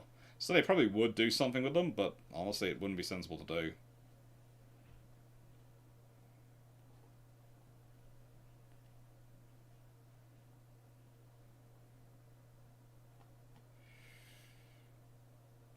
So, basically, my theory is the British respond by increasing the amount of AA defense. Again, the thing is, the reason I have the 4-inch coming in into 4-inch armed tribals, because one of the problems is that the British very quickly are, as far as they understand, the Japanese are as focused on torpedo bombers as they are. So the British are prepared to accept, the Royal Navy is prepared to accept the problems of the 4.7 inch in terms of its direct fire for two reasons. One, under exercise conditions, the destroyers are always ignored because they go for the capital ships because those are the higher points in an exercise. Confirmation bias here. In an exercise, you're going for glory. You won't actually die if you get shot down, so you go for the capital ship. In reality, you go for whichever ship you think you can get at with the least risk to you, which often is the destroyers. It's the joy of exercises versus reality, and it's what we need to watch in our own exercise and own preparations for war. And the thing is, that's a sort of a scenario where they can afford to have the low angle rather than having a high angle gun as in sort of their heavy high angle guns for air defense. But the moment you've got torpedo bombers, it's known the Germans are focused on torpedo bombers, dive bombers, and the Germans are focused on dive bombers, and it's known that's a focus of them. You've got to have that as a factor in your thinking. So you might also see the Royal Navy destroyers, the tribal class in service, get that that historically wartime twin 4-inch upgrade for the X mount earlier on, and it might actually be a batch of those which are ordered. But I think it would be some sort of AA destroyer would be ordered, as they did historically in wartime. Once they started coming up against dive bombers, what they do a crash order of 4-inch armed destroyers. And basically any spare destroyer, any destroyer they think they can change quickly and easily, they do so. So I think they do the same in peacetime.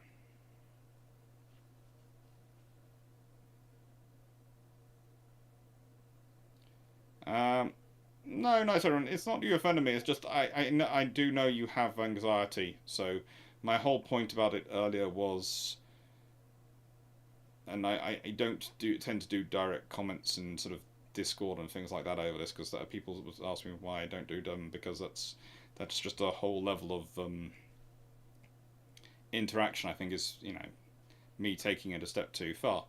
So I don't. But I would say when you sort of comment on you then apologise publicly, I just go, look, if you get anxiety and you get worried about it, don't say it in the first place, or think it through before you do. You do very good comments, Nice Scottish from you do a lot of interesting questions and a lot of very great things.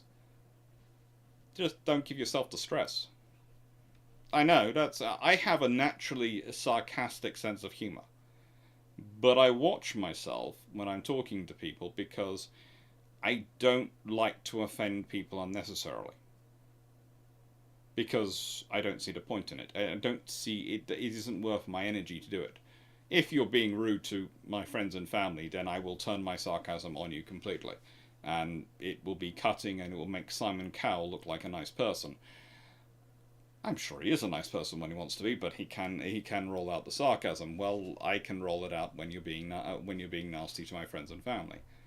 But I have to be careful because I know I have that in me, and I don't want to deploy that unthinkingly.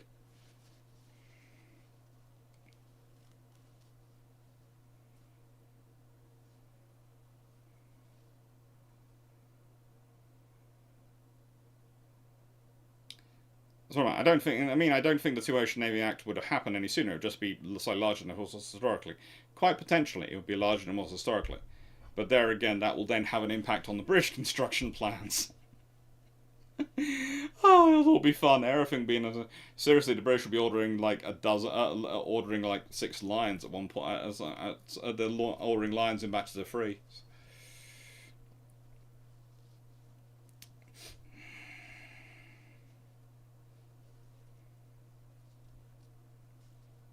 Now, the thing about CVEs might happen, but they might the thing is, again, the British are unlikely to start producing those in a scenario pre the fall of Norway. Because, again, one of the things you've got to factor into the British response is Norway hasn't fallen at this point. This is pre-World War II. This is pre-war beginning. So if Germany doesn't have Norway, then they don't have access to the ocean. If France hasn't fallen, they don't have access. What does Britain need to patrol for those carriers to block them off? They need to patrol the North Sea. They need to patrol from Scapa Flow. They don't need to patrol the whole Atlantic. They don't need to cover the whole Atlantic for aircraft carriers if the aircraft carrier doesn't get out. And in pre the fall of Norway, that's not going to happen. Pre the fall of France, that's not going to happen. It's only when you have those two things happen that you start having problems. There's a reason the Germans don't get any capital ships which aren't already out. The Goeben is already out, as is the Breslau, in World War One. They don't get any capital ships into the North Atlantic in World War One. Into North Atlantic in World War One. Why?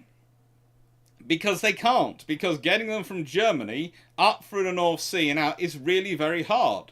But if you're able to go up the coast of Norway, defended by your own aircraft, escorted by your own torpedo boats, behind your own minefields, etc., you can do it. And then from there you launch into the North Atlantic in a far larger, far more difficult to cover area. That's why the Germans are coming through the Denmark Straits between Iceland and Greenland. That's why they're doing all that. Because they can do that by getting up the coast of Norway. If Norway doesn't fall, Britain doesn't have to deal with all that. So Britain's not in 1937 going to be doing a crash building program of escort carriers, because in 1937 they don't need a crash building program of escort carriers because Norway's not fallen. What they need is fleet carriers, fast fleet carriers, and fast capital ships, so they can have a constant force at sea, preferably of 2 to 3 fast capital ships, and 1 to 2 carriers. So that's what they're going to be thinking of. That's the strategy going to be going through their minds. Not the whole scenario of we must defend convoys because Norway's going to fall. They don't think Norway's going to fall. Norway didn't fall in World War One. They know Norway falling.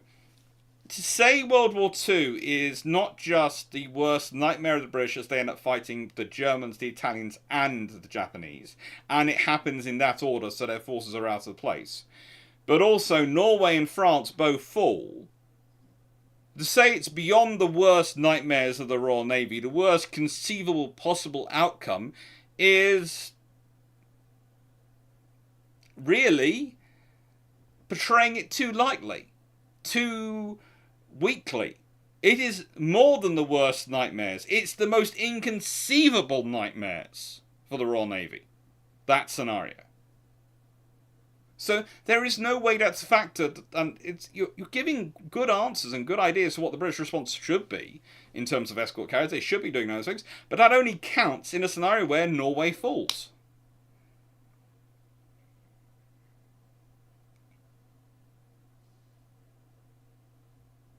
And past the boos are quite scary. I'm still trying to work out what the French ones are concerned, because there's someone who, on the Dunkirk video, tweeted that the Dunkirk could, commented that the Dunkirk could beat a King George V in a fight.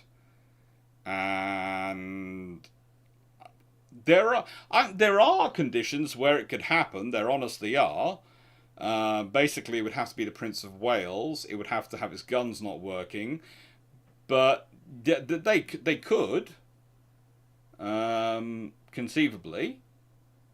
But the reality is very, very unlikely that a Dunkirk with its 11-inch guns would beat a King George V with its 14-inch guns and its thicker armour. But, you know, they're turning up.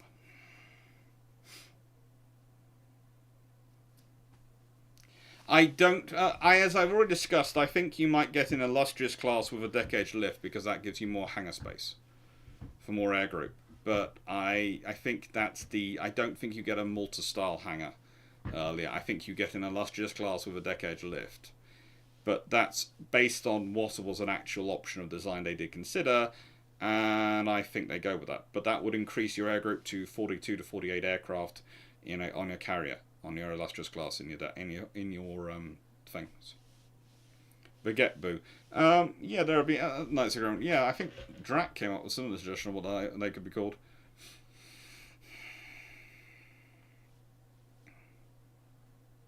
By guy tonight, with more battleships being built, do you see that Iron preserving any battleships, or will they all be scrapped sooner since a lot more money was spent?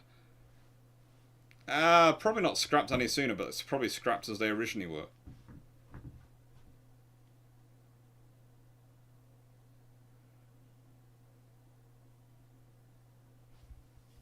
Weeaboo. Oh yeah, the Dunks had 13-inch guns. Sorry, brain dying. I was talking about Sharnhorst with their 11-inch guns earlier. Dunkirks have 13-inch guns. They do, but still. I having looked at the French guns and what they are in theory versus what they seem to do in reality, I think they would have been very effective against the Scharnhorst and against the Deutschland class, and against the older Italian battleships. I don't think they'd have been as good against the King George V. Sorry about getting the numbers wrong though earlier. 13 inches versus 11-inch guns. Brain's on doing the 11-inch guns too many times today.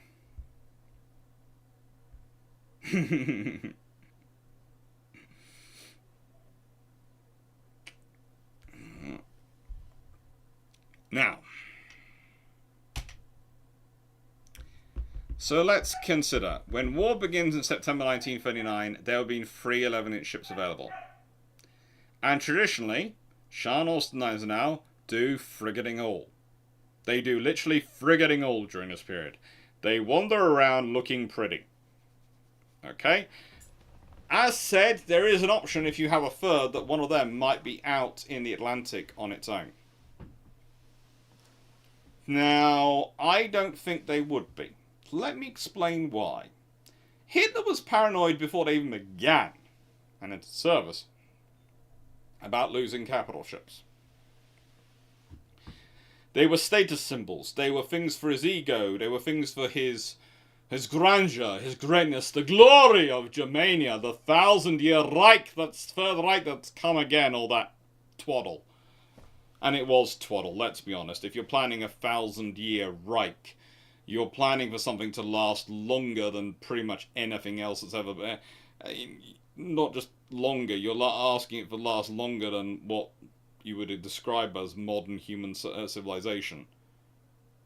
Because if you go back 1,000 years from 1935, you're at 935. Think of all the ways the world had changed since 935. And I am going to do AD rather than CE because, frankly, as said before, I find the whole BCE, CE, and still using the 0 to be the theoretical birth of Jesus Christ to be rather how do I put this politely? Look. If you're going to use the same starting point and the same point of 0, and you're just changing before Christ to before Common Era, and Anno Domini after Divine to Common Era, you're basically just going, right then, we're still going to keep it focused on the Judeo-Christian sort of historical record, narrative keeping. But we're going to just, standardize it so we're getting rid of the Christian part of it. But you've not, because you've made it's still Christian. So, yeah, we'll leave that. Rant over. But it's my sort of rant. But the thing is, would you have one of them say, no, they're going to be protecting it? So you're probably unlikely to end up with a River Plate scenario of one being out. But you are going to end up with an interesting scenario of there being more King George V's in service. There being more carriers in service. In fact, you might actually have King George V in service. Because if the British had really pushed, and if the British think there's more coming, the British could have had King George V herself in service. If you consider she's actually, when you consider she's laid down in January 1937, she's launched in February 1939. If she'd been laid down and I would say this is quite possible, in October, November 1936, and if you look at the Vickers Armstrong Newcastle Pontine Yard, they could have laid her down theoretically about that period. They can clear the things and could have put her in. then she could well have been launched 3 months earlier. So she could have been launched in December 1938 and could well have been commissioned September 1939, maybe October 1939. The same with Prince of Wales. So the British could have 2 King George V's sitting there recently commissioned, wandering around with a few, or even if they're commissioned, let's say later, let's say they're commissioned by December 1939, they've got time. They've got things going on, they can do the stuff they need to. So my theory is when war begins, nothing much changes than historically happened. Honestly, I think the 3 11-inch ships are going to be wandering around, they're available. The Germans are probably not going to use them for anything at this point. What's going to be interesting is what happens next.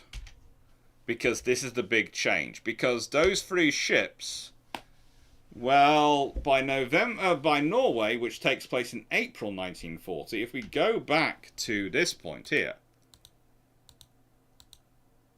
commissioned in February 1940. So if you go with the same Norway timeline, the Germans would have 3 11-inch ships, 2 15-inch ships, and a carrier available. That's a major task force. That is a major task force. That's not something... Well, let's put it this way. If HMS Renown comes across that group, she's not chasing them off and she might get mullered herself. There isn't any chance. There isn't really a chance. That's a major fleet. The Royal Navy needs King George V in the water to be able to deal with that.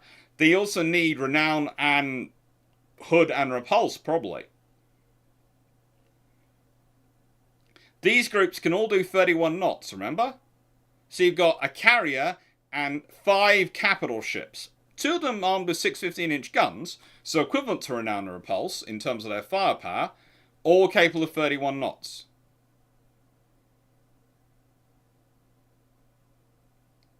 This changes certain criteria for Norway. For example, if we consider Narvik, their whole purpose of doing some of their operations was to try and draw the British away from Narvik to give their destroyers a chance. Well, if this is hanging around, do the British send Warspite into Narvik? Do you spend a battleship into Narvik if you have this sitting out here? Do you have single warships wandering around if you have this as a battle group wandering around? And yes, we can talk about German fuel shortages, etc. They could well have them, but for doing this operation, they're going to put all the fuel and all the stores they can get together. It might mean that later on they have less fuel, but in this scenario, they have 5 capital ships and a carrier available in April 1940.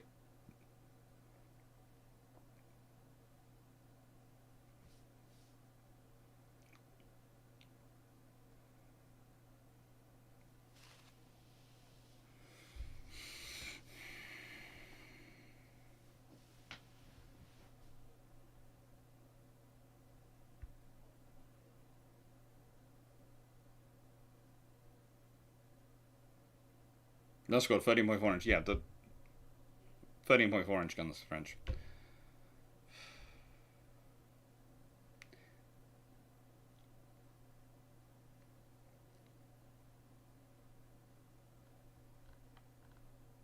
Sorry, I said 13 inch. 13.4 inch.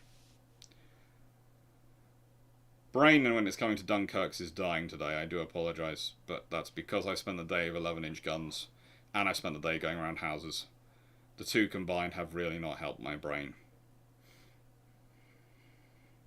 Also, interesting enough, do you know you can really work out when a street was built and when it was defined by whether or not there's a number 13? Although some councils still in the UK do not like number 13s on their street numbering. Just, you know, some street, if there's a number 13 on a street, it's a fairly modern building and street development.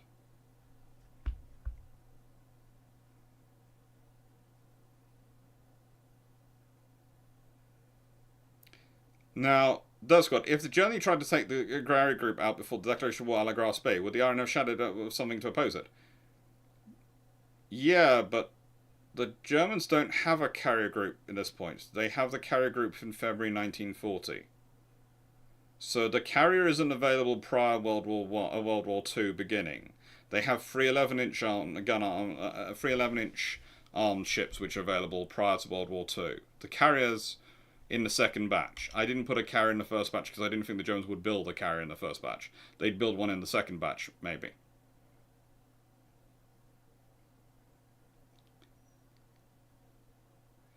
To show how silly 1,000 years in England is under Athelstan the Glorious in 935, and England has just been founded in 927. Yeah, England. Yeah, it's 1,000 years now. What would the third Sharnhorst been called? That's an interesting thing. If we consider Scharnhorst and Gneisenau and what they're named for, well,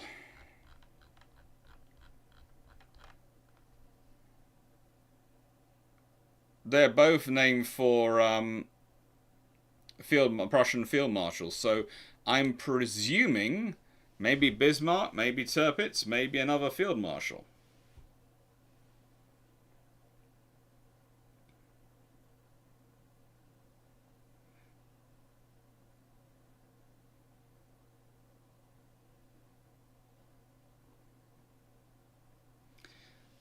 Colin Cameron. So I think there's no single carrier wandering around without a carrier with a combat air patrol to get sunk. I would think it not. I would think in this scenario you would have very different thinking going on. The British would have to be one of the things that you find in Norway is the British are lulled into a full sense of security because they believe Sharnhorst and Gneisenau, they're only two ships and they're 11-inch armed ships, so they can deal with them, they can do whatever like. And in this scenario, the British know there are 15-inch armed ships out there, which automatically makes them serious battleships in British terminology. There's also 5 capital ships, and that's a major force. And there's a carrier. The British are going to be operating in large task forces as well. The interesting thing is going to be, is Illustrious deployed to the Mediterranean still at the end of this? Because I have this feeling that if the British will have kept on with the construction of the Illustrious class, so at least 2 of those will have entered service and not 3 by this point. And they also have Glorious. I doubt Courageous will have been lost like she was, because, again, doing anti-submarine warfare operations with a carrier, the British were doing those anti-submarine warfare operations not just with Courageous, just please remember that. They have also Ark Royal out there doing it alongside her. So Ark Royal and Courageous are both doing their task groups, both doing their submarine hunting thing. Which you can do in a scenario where you're not worried about your opponent. Your opponent, you can be prepared to risk carriers because you're fighting someone who doesn't have any. Under this scenario, you are not fighting someone who doesn't have any. You're fighting someone who's gaining them. So I don't think Courageous is risked the same as historically she was. So that could well mean in April 1940 you would have, as your on-call fleet carriers, Illustrious, Illustrious, Formidable. Or no, hang on. Illustrious, Victorious, possibly Formidable, more likely Indomitable, Courageous, Glorious, and Ark Royal as your core fleet carriers. You'll have Eagle still sitting in the Mediterranean. You'll have Hermes doing what Hermes was doing, which is mainly being Far East presence strip. You'll have Argus being reactivated, as historically she was, and Furious also backing up in the North Atlantic. So you have quite a concentration of carrier power up there. In which case, Furious, Courageous, Glorious, Ark Royal, that was a big sniff, Illustrious, Victorious and Formidable, I'm reckoning with those 7-ish sort of ships, you probably have 3 pairs of carriers going around. In terms of their operational strategy, they're probably keeping it to 3 pairs, with Furious being held back.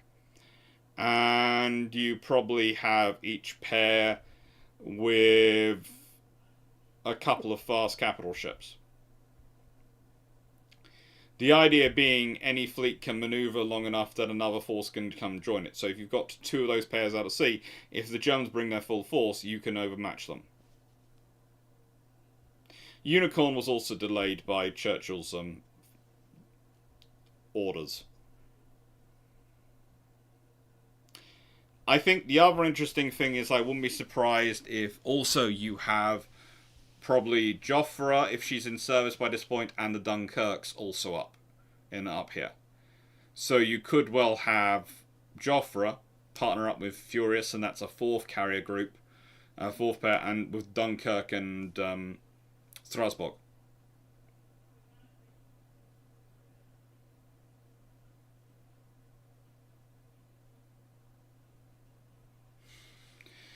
So, what happens? Well, if Norway happens as it did historically, you could also end up with a fleet battle.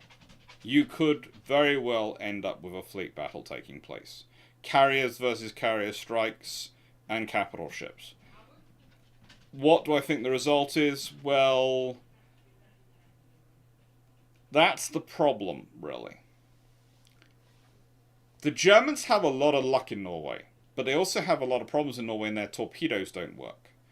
So if their aerial torpedoes and systems have similar problems, as they did historically at this time, along with the rest of their torpedoes, then those could be a problem for them if they actually carry out a strike. The British torpedoes did work, but the British had the Swordfish in service. But that is a very good and reliable aircraft. I would also say that the German efforts could be divided, because if they're having a battle in the North Sea, that could well divide their efforts off from supporting Norway. And could also make Norway even more important, because the thing is, for Britain, Norway will be even more important than it was historically, because whilst France shouldn't fall, Norway, if it falls, guarantees that these ships, this task force, can get to the North Atlantic. So the thing is, you have to start asking yourself, okay, what is Britain prepared to accept? Are they prepared to accept the complete occupation of Norway by Germany? The odds are no. The partial occupation of Germany by Norway, they might be forced to accept that. But Norway might actually become another battleground, another war zone being fought, because the British might refuse to withdraw. Because if Germany gets control of all of Norway, and in this scenario, they can end up with some major assets.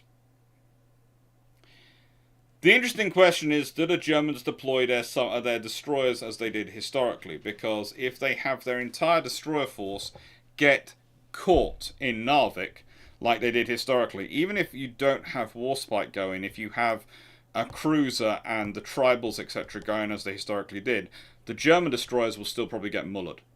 Because let's be honest, as powerful as Warspite was, she doesn't actually sink any of the German destroyers in the battle, if I remember correctly, other than ones which were already deluged in fire, mainly because the Germans kept moving and it was maneuvering. The close quarters was moving at such high speed and so fast that frankly their guns couldn't keep up, so they had to sit back and provide fire support. If you have a cruiser come in, you probably have a similar scenario take place, so Narvik will still go the same way it did historically. Which means the Germans will be out at sea without any more destroyers than they had historically, but with far more ships to be exposed. That's not good. I also might have actually brought some of their light cruisers with them, and Lord help them if they have their light cruisers anywhere near the fight. Sorry, German light cruisers. I'm not going to say the name. I will not say their names. It just causes me too many reactions. But you all know the ones I'm talking about. The ones which have more guns facing aft and forward and have weird lining of their guns to deal with mine-laying systems going through and various other ideas they had, which were lovely, bright ideas. Anyway, the thing is, this is a major task for a group of 3 11-inch ships, 2 15-inch ships and a carrier available. It's a major task force. But there's also 5 capital ships and a carrier, and if they're caught out in a fleet battle and you don't have any destroyers with you, and the enemy does have destroyers, and that's going to change things. If your submarines are having the same problem with torpedoing things as they did historically during Norway, That's going to leave things much the same as they were historically. This, I think you could end up with a fleet battle, because the reasoning is, if they actually get close enough to do any good to the operations going on in Norway, they get close enough to the point at which they get detected. And this is a major fleet task force, and the Royal Navy is also going to move them around a major fleet task force. It's going to respond to the German strength. So you could end up with the Royal Navy with 2 to 4 carriers and 2 to 4 capital ships from the Royal Navy engaging this force. It probably more likely it would be 4 Allied capital, because it could be the 2 French ones could be involved as well, the Dunkirks.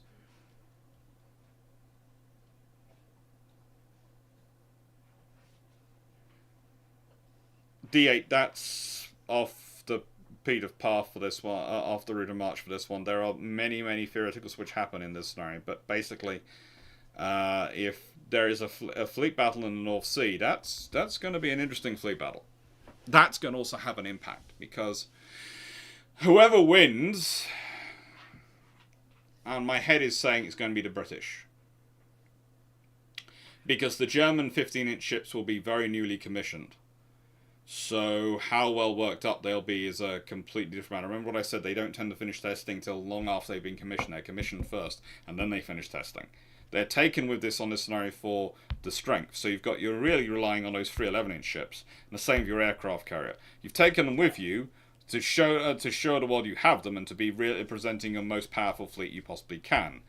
But the thing is, you're going to be marching into things which are fairly strong British ships. If you end up coming against a force which is King George V's hood, renown, repulse, that sort of scenario, you could be in trouble. If that force is in any way supplemented by fast Queen Elizabeth class battleships, modernized Queen Elizabeth class battleships, i.e. Warspite, etc., you've got real trouble on your hands. Because the British could bring in enough ships that if they manage to slow you down, and remember, you've got 6 targets there. If the British hit the carrier, do you slow down to defend her, or do you carry on at your speed and let her drop behind? If it's one of the 15-inch ships that are hit, do you slow down to defend her, or do you let her drop behind and fight them off as a rearguard action? What do you do? We can go through the actual instructions they had, which was basically to leave each other behind. But that's a problem for the Germans, because that means they could lose these ships. Lose 1 or 2 of them.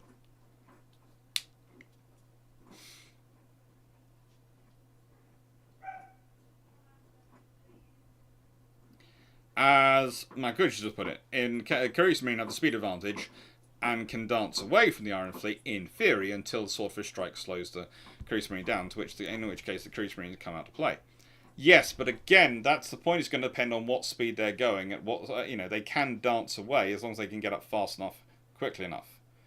Remember, with Nelson, the good example is Rodney versus Gneisenau. Gneisenau was only started pulling away when it was north of 26 knots, because Rodney was fast enough and kept it up with it and was coming at full speed, whilst Gneisenau was pretty much just tootling around. So if they find them when they're tootling around and they're going at high speed and they're doing their 28 knots, it's going to take a lot more effort for the Germans to get away. And that's time. Remember, that's what happens with HMS Renown and the Sharnhorst and Gneisenau being chased away by her. She is chasing them and she can keep up with them. So it's going to be an interesting fight. I think, again, the British night fighting doctrine could come into this. I think, honestly, especially if you consider the timeline, it's an early morning hit on Norway, an invasion, and then they're sort of fighting in a day.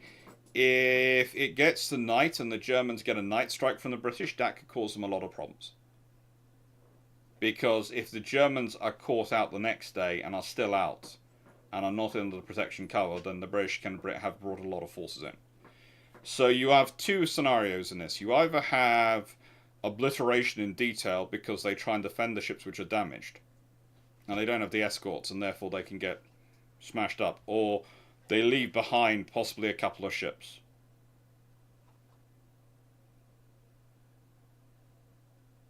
By the way, the British do not get out of this scot-free. Under no scenario did the British get out of this scot-free. I've been looking through the results, and the British seem to not lose a carrier out of most of the testing I've done, but they do have damage to their own capital ships done by this. Usually, the one damaged is Hood. I have a thinking for that. I think Hood is a priority in most of the scenarios I wrote. I did the sort of the analysis, and the Germans were always focused on the image. And one of the things they've gone with is they've gone with standardization, producing as many ships as they can. But if they can damage Hood with their aircraft, especially if she's unmodernized, but is the largest and one of the most prestigious vessels afloat, they think they can do a lot more psychological damage. So it makes sense for the systems to focus in on Hood.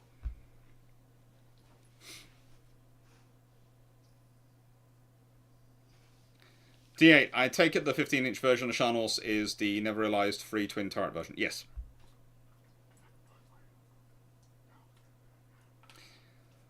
Now, my coach, you said both sides will have air wreck in this scenario, but remember, again, it depends, because we've gone with the Germans being informed by the Japanese about their design and construction. Remember, the Japanese orientate their carrier design around launching the Alpha Strike, not against the constant air force.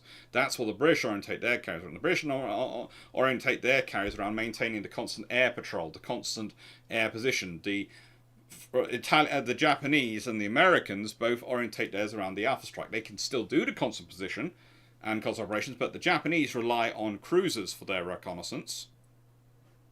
And so you might actually see the aircraft from the Scharnhorst and Gneisenau, as they did historically have them, and the other vessels being the critical reconnaissance force, not the carrier aircraft, which again might mean you don't have constant reconnaissance.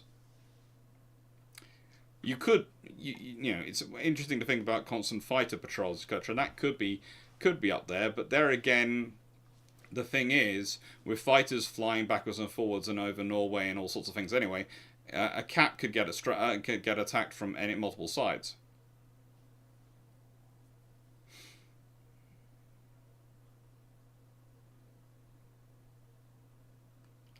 Major Villain, this all sounds awfully Mattapan-y to me as what's going on. Well, Mattapan is an interesting battle because it's the only battle in recorded history which has ever gone as one side has theorized it.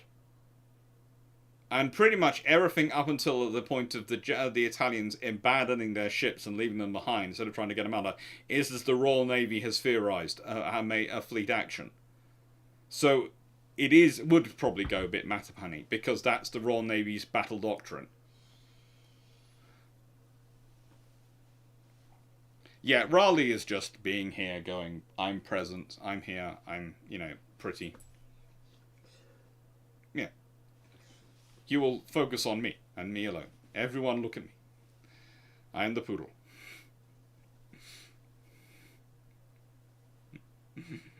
Oh.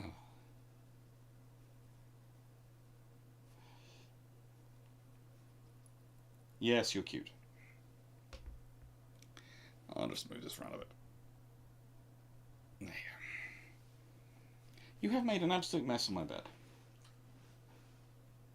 You don't care at all, do you? None at all.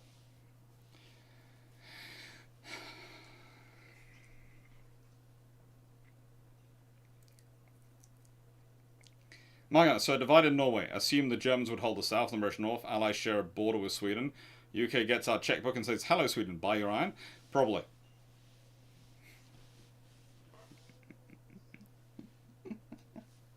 Oh, good lord. It is. It's a I don't know a presence mission. Yes. If the Germans don't have enough time to really test the carrier doctrine, could they make the mistake of using deck parking their aircraft in the North Sea Atlantic? They could possibly. So they could actually take out a larger air group. So they could be taking out a Japanese-style air group and then lose a load of aircraft. It's potential. Runon, now earlier, you had said it, that Italy, Japan, and the US don't react, but doesn't the French reaction prod the Italian, which makes the RN scale up and trigger either Japan or the US? So the French reaction is to accelerate their carrier. That's the only thing they can really do. They might try and accelerate their other ships, but they can't really do any more. The Italians can't accelerate their Littorio construction any more than they are doing, because that's maxing out their infrastructure industry. They might try and get their own carrion service, but that's going to be an entire political fight from the Regia Marina versus the Regia Aeronautica, with Il Duce as head of both ministries, so it probably doesn't go anywhere. In which case, the British don't necessarily need to respond to that, but the British are already going to be responding to the Germans. How are the British responding to the Germans? By accelerating the construction of they're already doing, not adding any new construction, which is not going to draw as much a response from the Americans as anything else, as an increase in numbers would. And the Japanese can't respond because they've maxed out their infrastructure with the Yamato and Musashi. They might try and push harder, but there's a limit to what they can do. That's the trouble. You've got a lot of countries in this scenario, and as historically, who are pushing at the absolute limit of their infrastructure limitations. Yes, you're cute.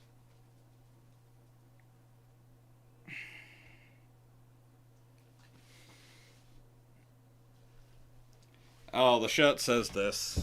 I was normal 2 poodles ago. It makes him very happy. He gave it to me for a Father's Day. I don't know.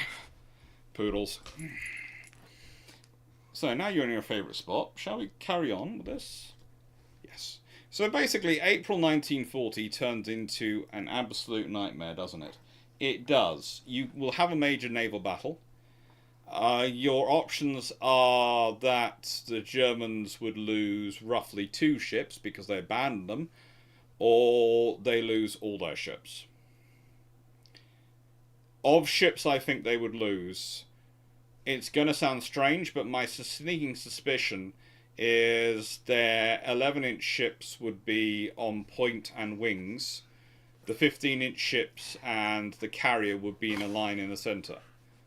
So they might all be pushing on line, but I have a feeling they'd have an 11-inch off the starboard, 11-inch off the port, and probably one in front as well, in case they run into anything. So I'd say the 11-inch are probably the exposed ones. What could the Germans be offering the Japanese in return? Money. That's what the Japanese would like. Money.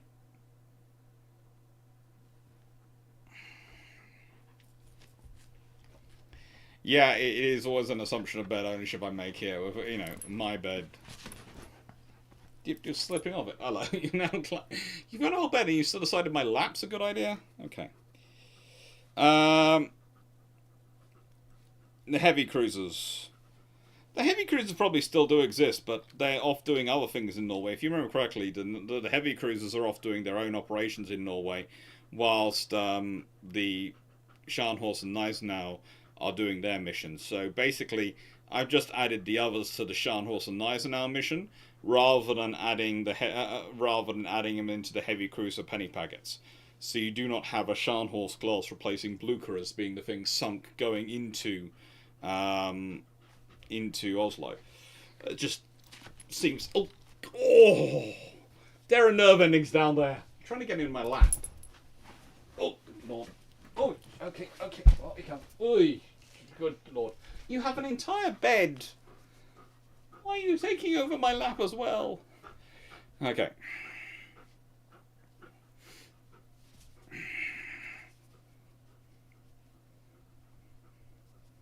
Also, at this point, by 1950s, the US is also far more in support of Britain, and having a big navy and isn't threatened by it. After all, the British are fighting Germany and maybe Japan instead of them. Probably not fighting Japan yet at this point, because Japan will not have still will not have declared war to support the Germans. At no point are the Japanese going to declare war to support the Germans. And remember that even the Soviet Union won't invade Poland till they're finishing fighting their war against Japan. That's what's going on at this point. The Japanese and the Soviet Union are still having their tete-a-tete for quite a while in 1939, and I just got over that, and that's why the Soviet Union decided to do their agreement to invade Poland. So yeah. The 8. Grasp Bay. By the time of the River Plate, Harada float plane had been broken. Otherwise, Landorf might not have charged into 3 cruisers. But would this North Sea force have had better condition Dorados? Probably would have better condition Dorados, but they're going to have worse weather for launching them in. And that's the big trouble. It's going to be worse weather for launching them in. It's April in the North Sea. That's not good weather.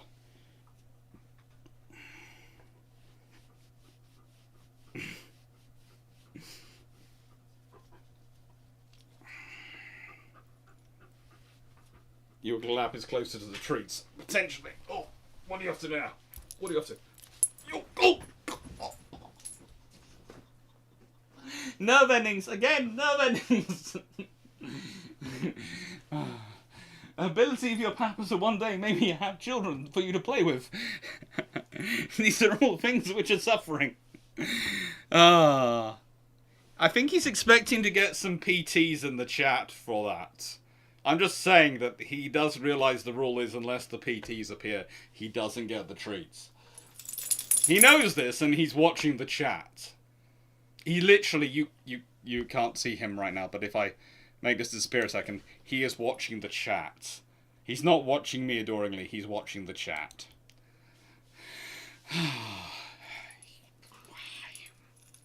Big fluffy thing.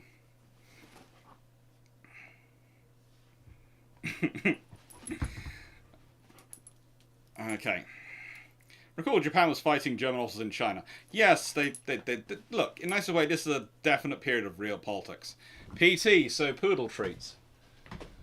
Well, unfortunately, my sister was supposed to bring the things for the the fluffy research assistants, the corgi, but she didn't. She left them at home. So, yeah. It's always PT. If there's enough PTs in the chat, he gets a poodle treat.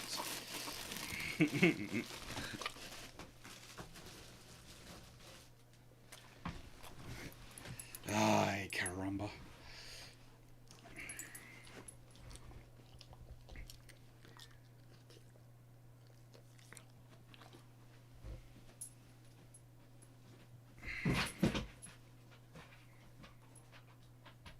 Let's, as you decide to drop down, we'll zoom in a bit so people don't have to see so much of my very badly destroyed bed. I have to remake my bed twice a day. Once when I get up in the morning. And then before I go to sleep in the evening. Now, I would say, I think there's also another thing that goes on in this scenario. I wouldn't be surprised if the British do order more PT boats. I wouldn't be surprised if the British are ordering more of their motor torpedo boats. I think that might be a big part of this scenario because the British will be seeking to do as much sea denial as possible. So I would add that into the scenario.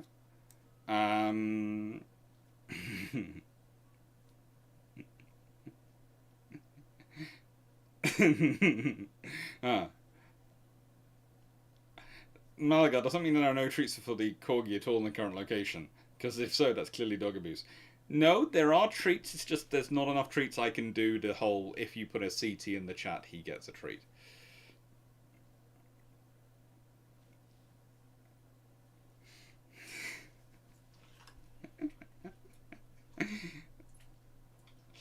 Well, I am thinking the next emoji will be a dog boat emoji if I've got enough subscribers. I think I need another. I think it's another 8 subscribers gets me another emoji. I think that, and that's going to be a dog boat one. And I have to maintain them to keep them, because the moment I go down in subscribers numbers, they delete off your more recent emojis, and you sort of go, that's annoying. It's fun, but no. So I suggest that for the purposes of this discussion, we don't go with the complete annihilation of the German fleet, because I'm fairly certain if there's a complete annihilation of the German heavy ships and heavy fleet at this point, someone complaining about the lack of the person, someone is complaining of the person who forgot to bring their treats, then probably Hitler does what Hitler did historically, but a lot earlier. And possibly in April 1940, the German surface fleet ceases to exist. In which case, for the Royal Navy, that goes yippee-ki-yay, and all those ships which are being built and have been built end up either going into either to the Mediterranean or to the or to the Indian Ocean to support the Mediterranean and watch the Japanese. Literally, that's what happens.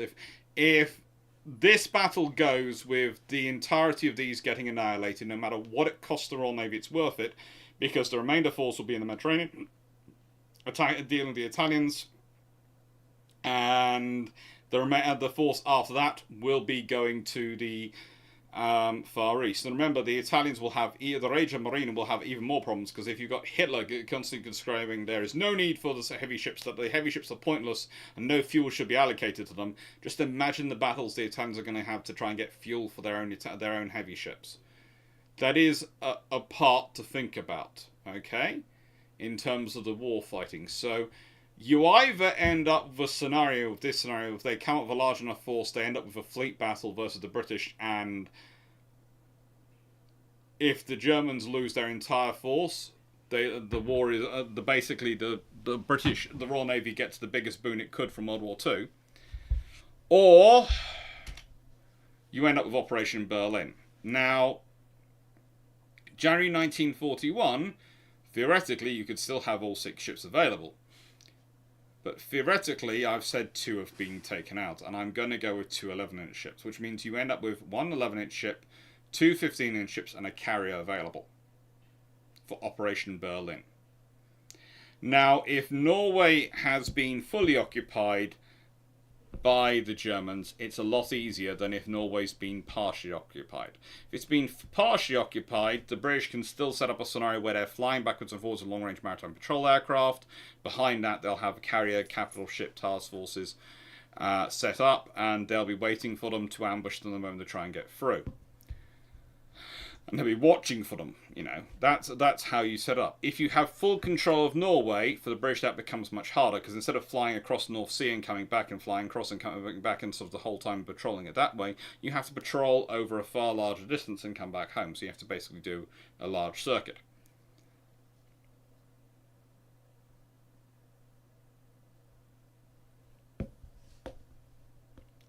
It becomes a far more difficult scenario. Now, Bishran's just asked, what if the British lose? Germans mostly get away, declare victory. Well, the thing is, the Germans, if they get 2 ships away, will mostly lose 2 ships and get mostly away. They will probably declare victory anyway. British will be happy with sinking 2 ships. The Germans, for the Germans to win, they've got some small problems on them. One, under this scenario, the British have got more of the King George V's in service, so they've got them in service. They've got them in service earlier. They probably have got similar problems than they did historically, but they might well have less problems than they did historically because they've not had the pause in construction. They managed to get them through and into service. They've got more of them in service, so you probably end up with 2 or 3 of them in the battle group which are facing the Germans. You'd also end up with probably Renown, Repulse, and Hood there, and maybe some upgraded modified Queen Elizabeths, i.e. Warspite, and I think Queen Valiant is still wandering around. Wondering she went to Mediterranean, but probably at least 2 of the upgraded Queen Elizabeth class are going to be involved in the fight as well. So the fight, it's going to depend what you end up with. If it's they're damaged and they run away, fine. If there is no fight, if the Germans back off completely, that is the other option. The Germans back away completely and run away and don't have any fight at all, and manage to even escape being attacked by aircraft, then it's not affected the British at all. So the trouble is, the scenario is, it's going to be a fight. And you've just said, well, what if they sink Hood and get away? Well, the trouble is they don't sink Hood and get away. If you think about that, they get damaged during that campaign anyway. And under this scenario, you've got every group going around will have a carrier with it. And every group going around will have at least a couple of capital ships. So that means the Germans are going to get damaged whatever happens. So even if they do manage to get a hunt and manage to take out some British ships, maybe they take out a couple of the capital ships, or they take out the capital ships and a carrier, they take out a task force, they manage to wipe out a task force completely. The damage they'll sustain will slow them down enough that the other 3 task force, and remember there's 4 I was talking about, will come in on them and engage them. And also that means also Queen Elizabeth class, modernized Queen Elizabeth class ships might also be able to catch them. If they can be caught by a sufficiently large force, and they could do if they're slowed down enough, and they will be slowed down by in any action because they'll have enough ships damaged, they will get annihilated on details. So either their best case scenario is they turn and run before they actually get engaged and manage to avoid the aircraft coming in to attack them. But if they get hit and slowed down in any way, shape or form, and remember, it's 1 torpedo that does her Bismarck. Doesn't sink her, it damages her enough she spends her time circling and she can't get home. Well, in this scenario, if one of them gets torpedoed and the similar damage as Bismarck, what do? Take them under tow? Well, that's 2 ships going slowly. They can do it, but you can't tow a ship as fast as you can go. There's a limit to how fast you can tow a ship, and then you've got to slow all the rest of your ships down to protect it. And protect the towing ship and the group. And if you've got that going on, you're in real trouble. So there is no good scenario for the Germans, because even under this scenario, the British will still have built more. Because the British have the infrastructure to build more, to respond. For the Germans to be able to steal an advantage in any scenario, win and get away, they need to be undamaged completely in any fight. And they need to be operating in a scenario where the British aren't able to outbuild them. They aren't.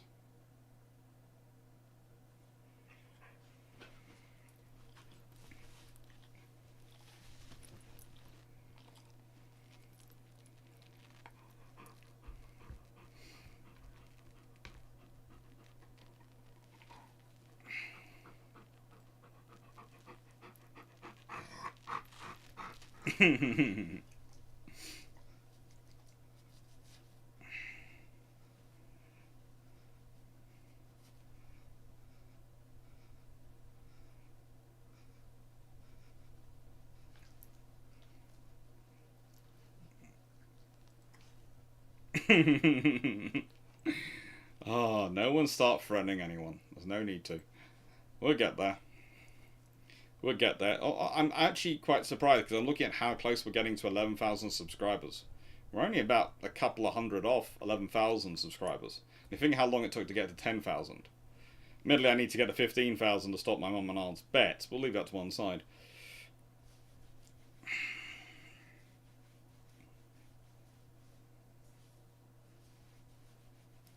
So the Feisler F167A Stork, I think it was going to be called the Stork as well. I just don't. But the earlier one is definitely called the Stork.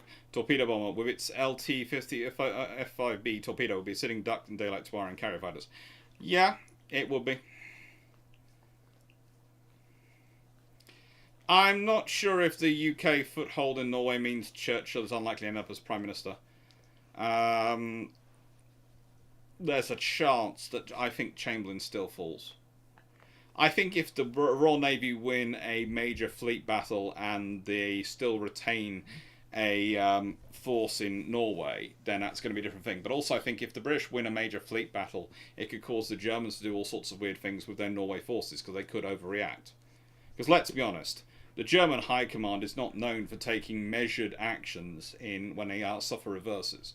They're known for overreacting.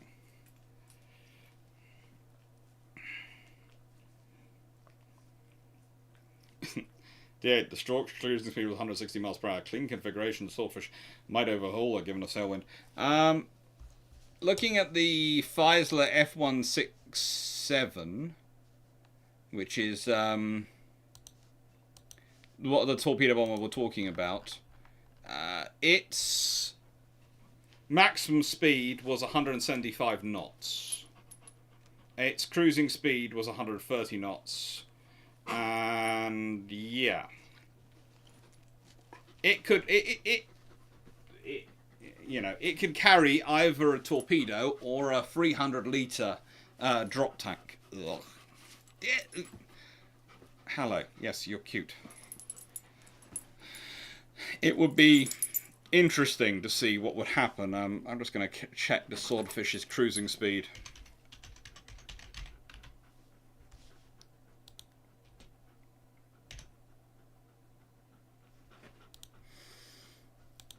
I think...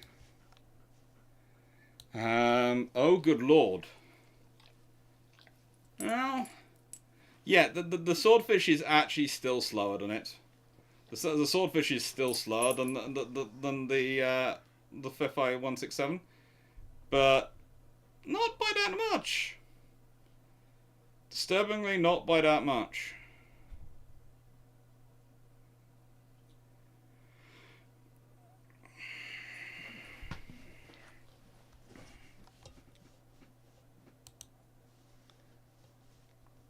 Fun times. So, what is probably available? Probably what's available, as said, for Operation Berlin is 2 15-inch ships, a carrier, and 11-inch ship.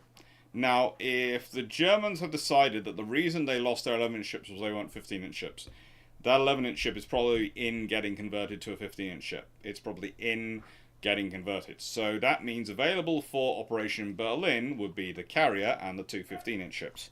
Now that's going to make things interesting. Operation Berlin, with 2 15-inch ships and a carrier, and only a half conquered Norway, that could lead to a very interesting fight. The Germans get close to fights on several occasions with Operation Berlin, as it happened historically. What are you up to do? If you don't jump down below, you're just doing circuits around me now. You're basically doing everything you can for attention now.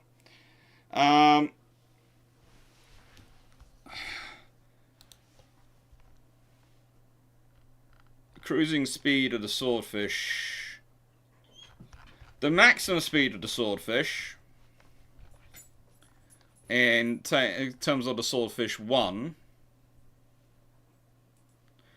was 124 knots with torpedo at 5,000 feet.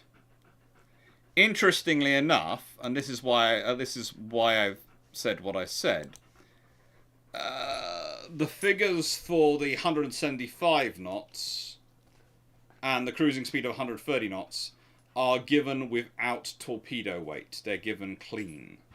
So their clean weight, the clean speed, is roughly 45 knots faster than the swordfish with torpedo. So if they have a torpedo and the swordfish doesn't, there is actually a chance that the swordfish could catch it.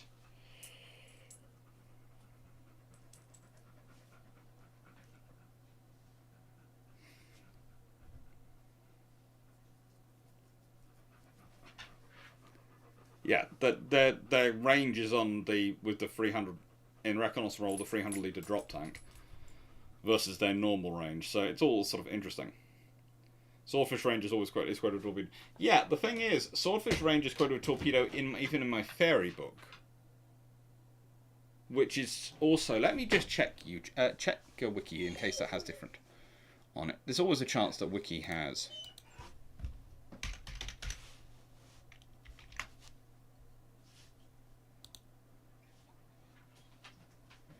No, wiki has the same reference as me. Exactly the same reference. Taylor, 1974, and I know exactly what book that is. That's Fairy Aircraft Since 1915 by the London Putnam Company, which is the one I got mine from as well. Oh, you of course have seen my books. The RN will have Fairy full Mars here. Potentially. They'll be able to overtake the Stork. Honestly, the Gladiators are the ones I'd be more worried about if I was the Stork. I think the Sea Gladiators would absolutely cause horrendous damage to them. The other option is the Arado AR-195. Yeah, it is. That's another one of the ones looked at. But they only built 3 of those, whereas the F-167 they did actually build 14 of. So this is why I'm basing around the Fiesler F1167 rather than the Arado 195, because they actually built 14 of one versus 3 of the other.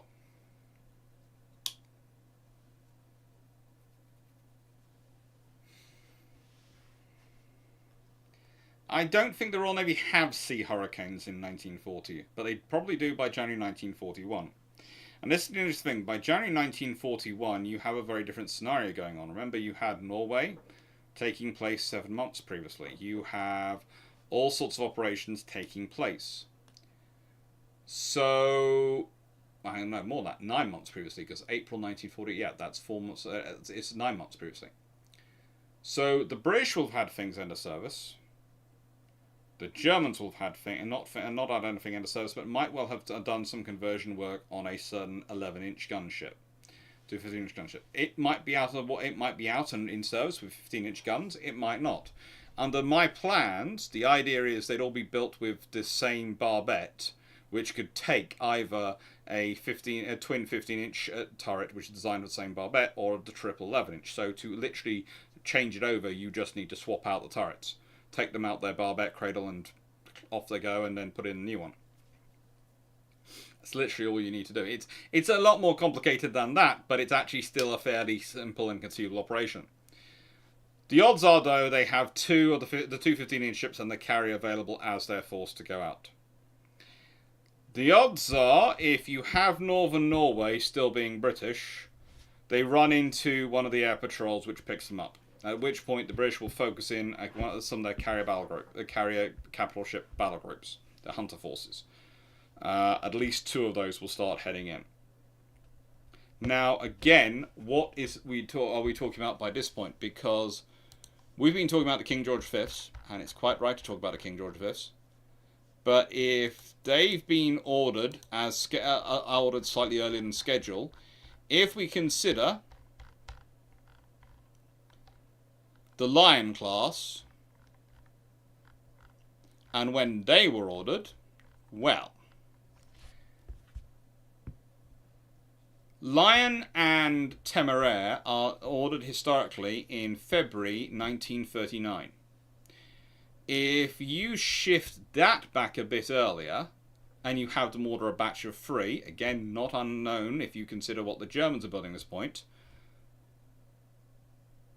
they could have been ordered,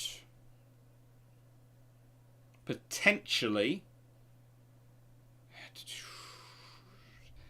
if we consider that the pace of those 5, you probably have them ordered in late 1937 and laid.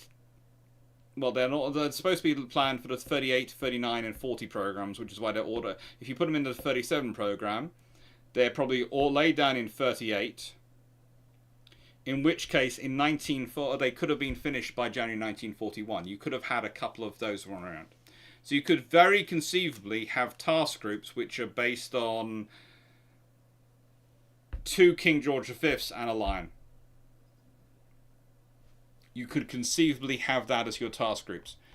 You might even have, if the British have been really desperate and really worried about German numbers and German building up, you might even have had an acceleration put in on the ordering of Vanguard, because she's ordered in March 1941 and laid down in October 1941. So she could be in 1940.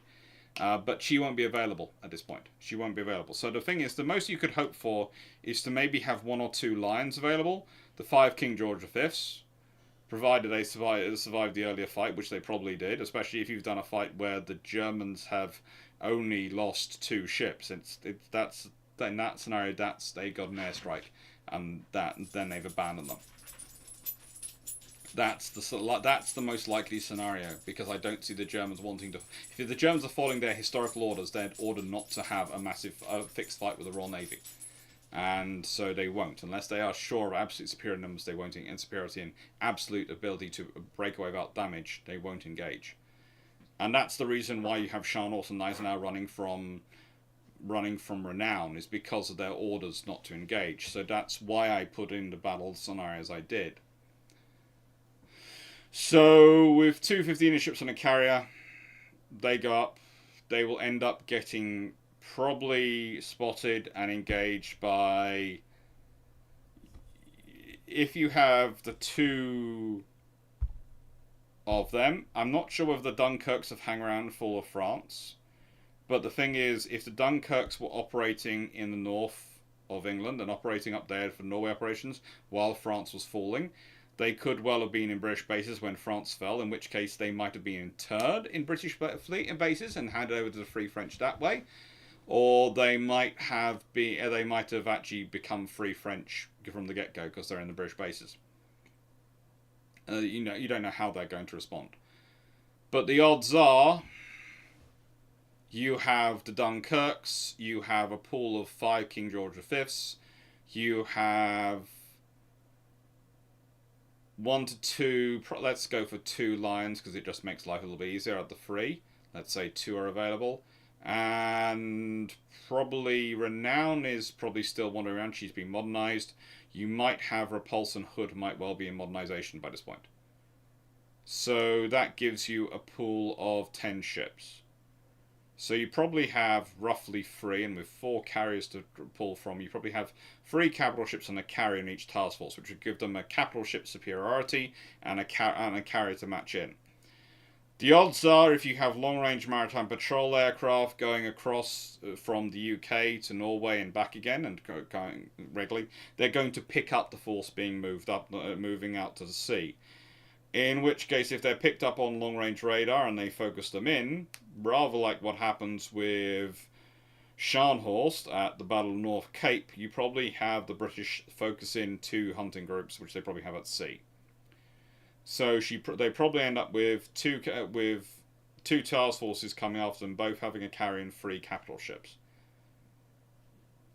In which case you can run the odds, but if they get caught by one of those, they've got a fight on their hands. If they get caught by both of those in some kind of pincer movement, with one group managing to hit them from the north and maybe managing to get round to hit them from the north and the east, and one hitting them from the southwest to sort of pincer them before they get to North Atlantic, they could end up in real trouble. And again, the odds of them getting away are very low, because if they lose their carrier,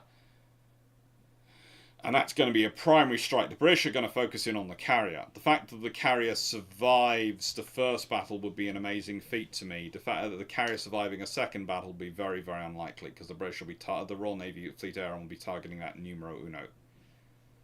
If they're targeting that numero uno and they take that out, then you've got the 2 15-inch ships in a lot of trouble, because they stay with the carrier while they try and protect it and get it home, in which case they are going to not be able to get to the same speed that they need to get away from the British task groups, or they try and run on without the carrier, in which case the carrier aircraft are going to be coming for them to slow them down.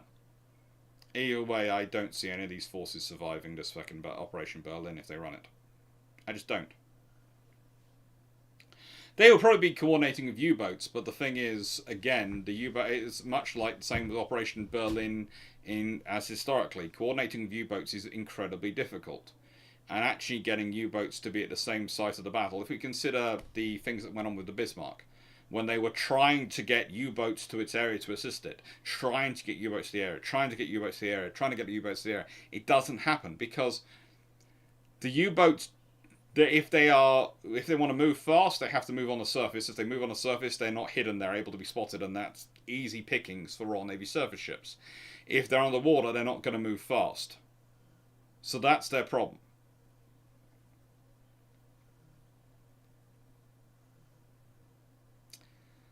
Does this plan account for the RAF Bombing Command bombing the port? Well, it's the same as it was historically.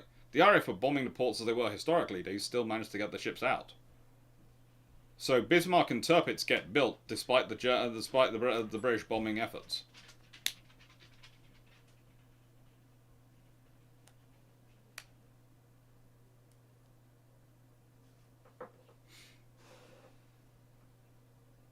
Are the armour fits different between the 3 subtypes? Probably not between the 15-inch and 11-inch battleships, but probably the carrier carries slightly less, as a far thinner belt armor.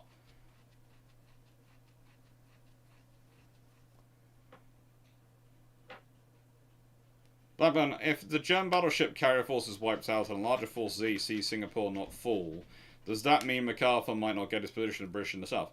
It could change all sorts of history in the South, in the Pacific.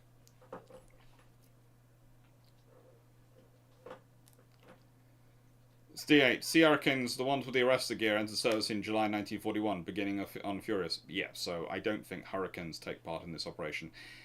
Interesting enough, though, there is a scenario where they might come in quickly, because if you consider if the Germans are deploying ME-109s, etc., then the British will feel the need to have a better carrier fighter more quickly, because it'll be carrier versus carrier. And the one thing both Churchill and the rest of the cabinet can always be relied on is they didn't want to be outfoxed by the Germans or beaten by the Germans. They wanted to have equivalency to them.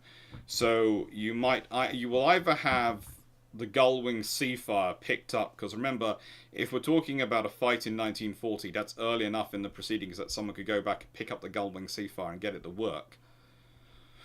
Or they might work on the Hurricane earlier, or something else to give the Royal Navy a single engine fighter earlier, which could have all sorts of consequences for the Mediterranean.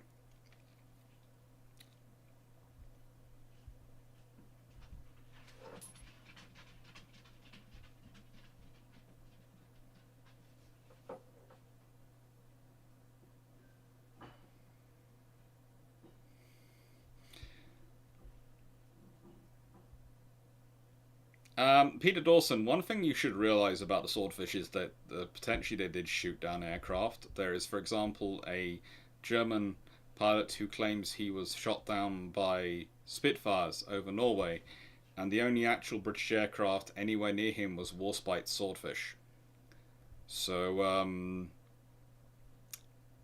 which did report an engagement and did report firing some machine guns at an enemy aircraft and wasn't sure what happened. So,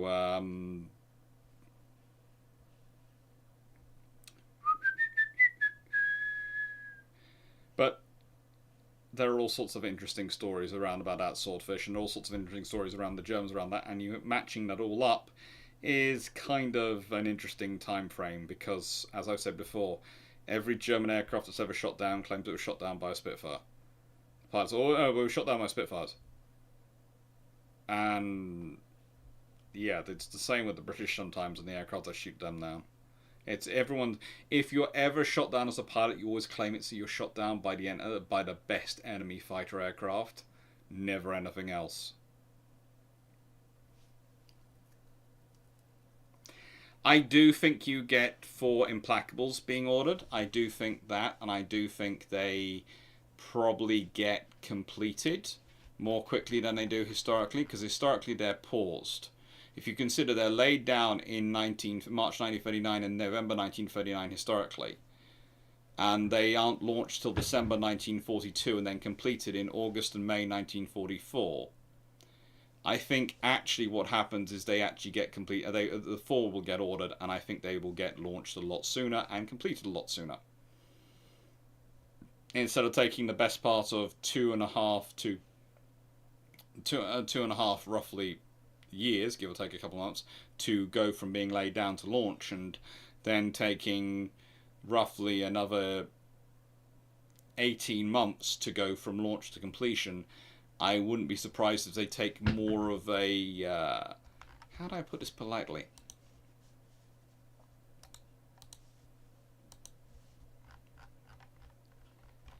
Well,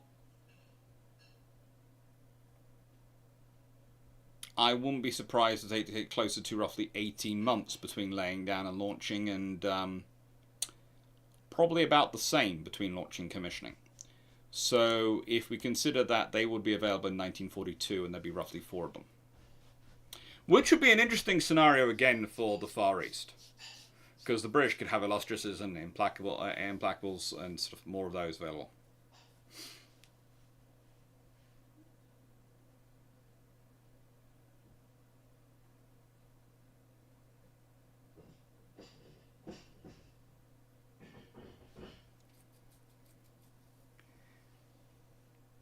RAF Hurricanes land on Glorious. P. Dawson, they did land on Glorious, yes, but try taking them off from Glorious afterwards and all sorts of other things.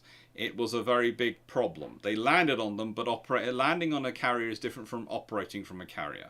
You landed on a carrier, great. Can you take off from the carrier? Can you land back again? Can you land with a full war load and take off with a full war load?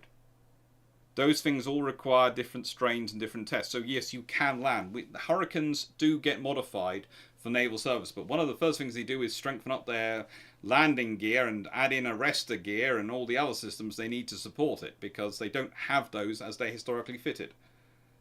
So yes, you can. It's like you could land an F-22 on a US aircraft carrier currently. Taking it off would be slightly more difficult. Actually taking it off with a war load would be a lot more difficult.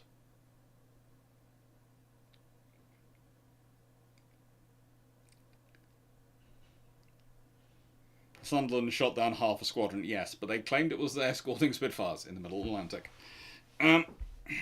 Swordfish did have forward-firing guns, I think. Remember, yes.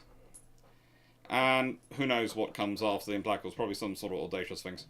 And strengthening fuselage as well, that's what you have to do, because to support the strengthening of the landing gear, you have to strengthen the fuselage. So this would be where you ended up losing quite a lot of those vessels. And the point I would say beyond that is, if we go back to this point, if you lose them, if Hitler has lost all his groups, he might now cancel building any of them. Or he could still carry on and potentially commission the last two 15-inch ships and a carrier. So they could have that second carrier commissioned.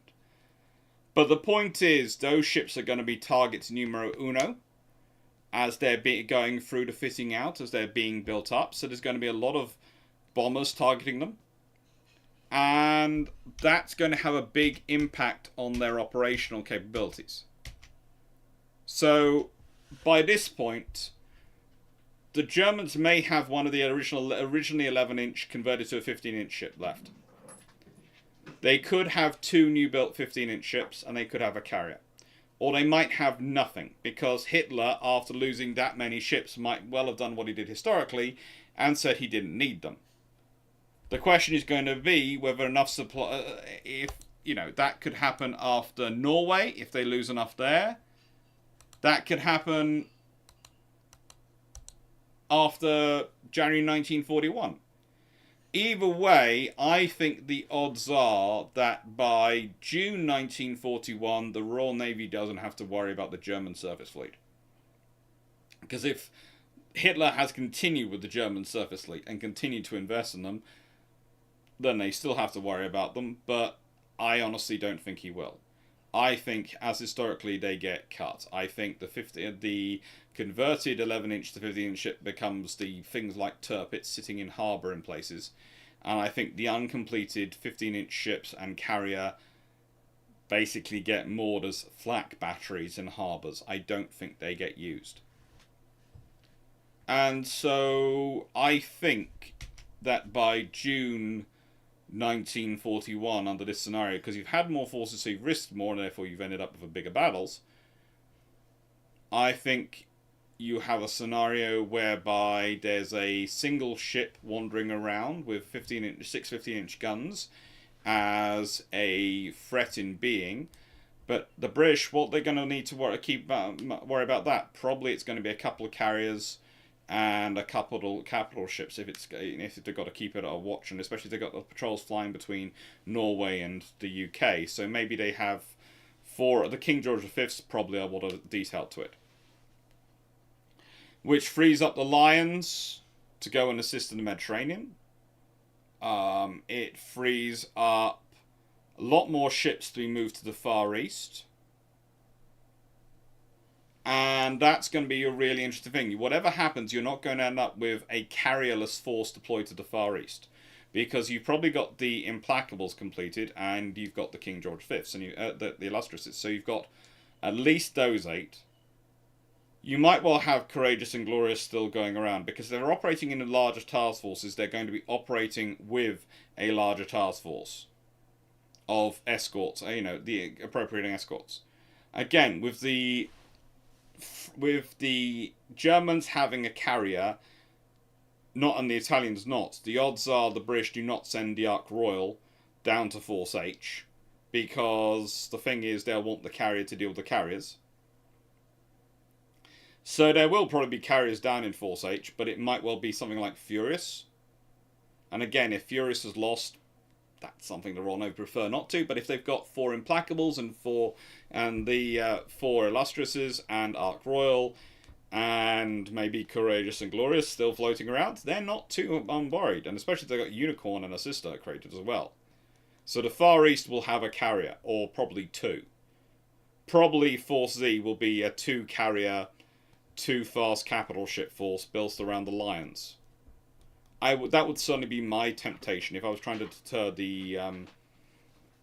If I was trying, I would put, especially if I had 2 or 3 lions in service, I'd probably have a lion, a King George V, and maybe a modernized Renown and modernized Repulse.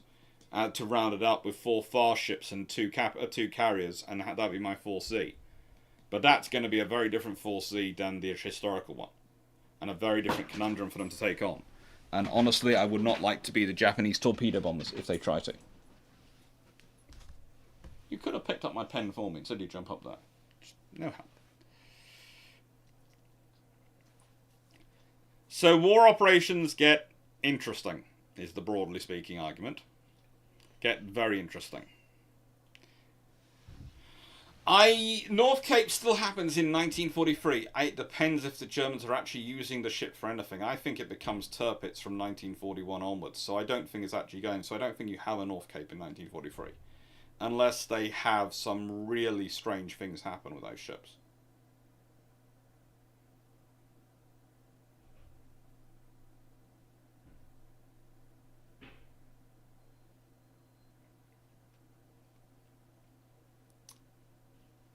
You wouldn't need a gull-wing naval Hurricane because the Hurricane has a better undercarriage and framing to start with than the Spitfire in terms of solidity.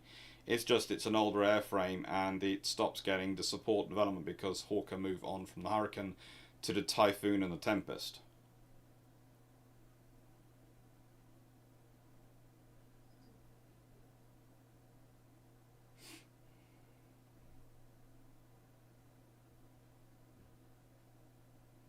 Mission, this sounds like Axis and Allies. Keep buying new ships each turn to replace the ones that got sunk in the last turn. They might do, but I doubt it.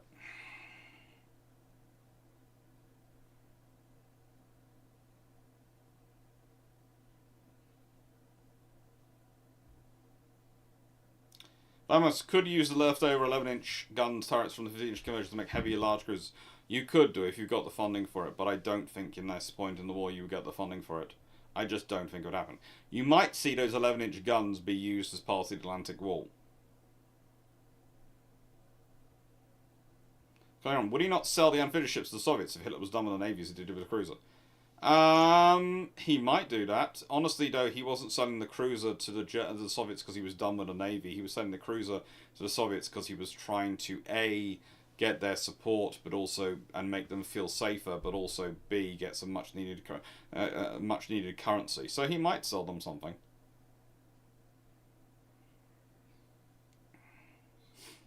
But as I said, by O2, it's probably a bit too close to Barbarossa, and then you not want the Soviets to have a functioning fast battleship. No.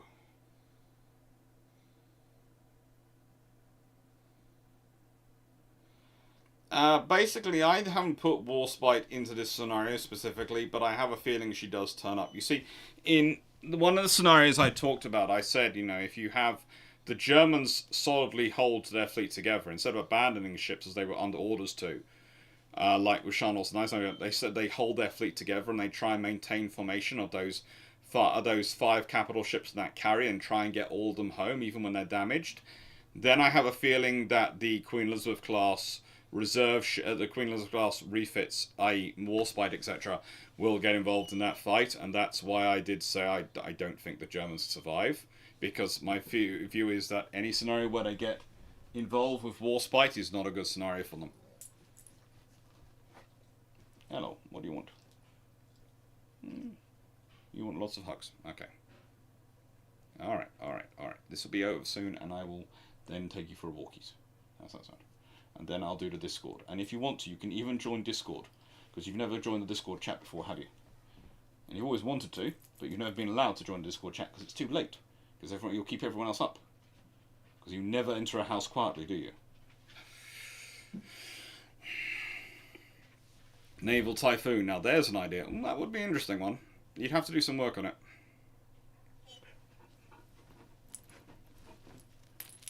You'd have to do some work on it.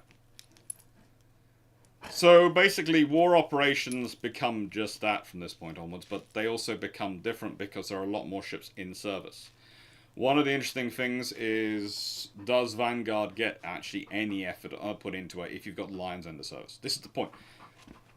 Think about this from a purely sensible perspective. If you've got Lion, Temeraire, and let's be honest, the third Lion was to be called... what's her name? She was to be called Conqueror. Well, if you've got Lion, Temeraire, and Conqueror in service, and they're as fast as Vanguard was supposed to be, but they've got 16-inch guns, why are you building Vanguard? That's an interesting historical thing. You've got the Free Lions in service.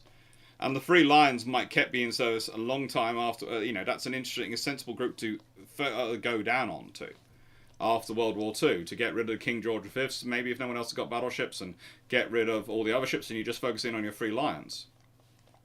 That could well be what the Royal Navy do. They might even complete all 6 Lions. It could be the Lion group get retired and the Thunderer group get retained.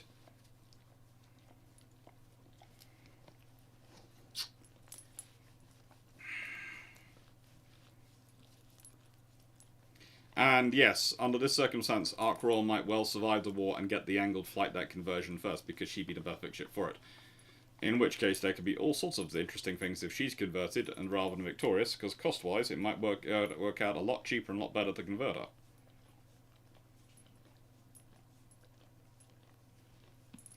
The Lions were planned to be Lion, Temeraire, Conqueror, Thunderer, and there was no argument. There was an argument over what the next 2 would have been called. So there could have been a Tiger put amongst them.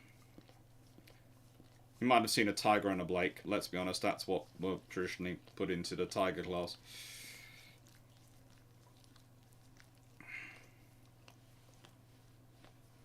And as Todd was wondering, if you started carrying up but don't want to finish it, you could carry it. That's possibly what could happen.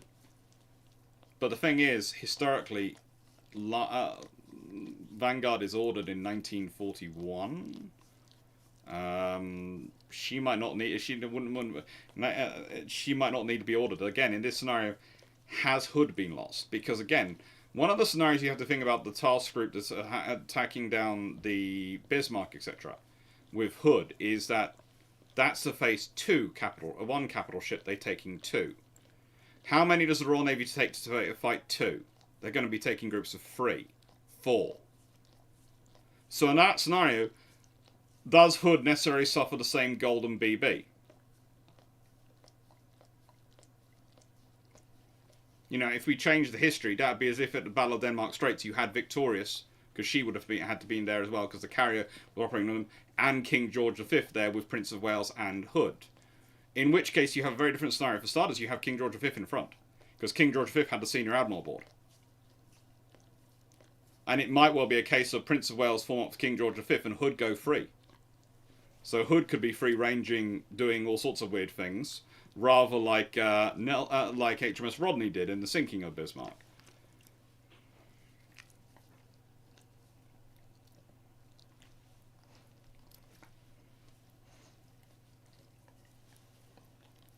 And now, too, as you said, Svelov versus Line is a very unfair fight. Which is exactly what NATO like to do. In the nicest way, no one likes to fight fair. So the summary is, this is an interesting scenario for me. I don't... The thing is for the Germans is there's no golden bullet, no golden scenario which actually solves this thing and gives them a navy which wins this war. There just doesn't. But the interesting thing about a scenario is this would cause a lot more trouble for the Royal Navy and for Britain as a whole than even historically they faced, because of the numbers. And that's the thing. The Germans' main lacking isn't the capability of their ships, is their numbers. And the thing is, Bismarck was never going to be good enough. Again, the example is Yamato, Musashi. What are the Japanese building so they can take on multiple ships? Yamato, Musashi. Bismarck ain't no Yamato. It's just not. It's as good as the Germans can build, but it's not built to fight multiple British battleships. It pulls off the Denmark Straits thanks to a golden BB and the fact the other ship it's fighting is the Prince of Wales, which seems to be the unluckiest ship known to mankind. But there's always got to be a balance in the world, because if you've got Warspite, which steals all the luck and is basically living proof of plot armor, you then have to have Prince of Wales in the world as well to show that there are the opposite of it, to even it out. Well, she's not designed to fight multiple capital ships. So in nicest way, building a smaller ship that's still armed with 15-inch guns and is still a capable, scary ship, but it's just not a super. It still does their job for them. It's still the efficient option.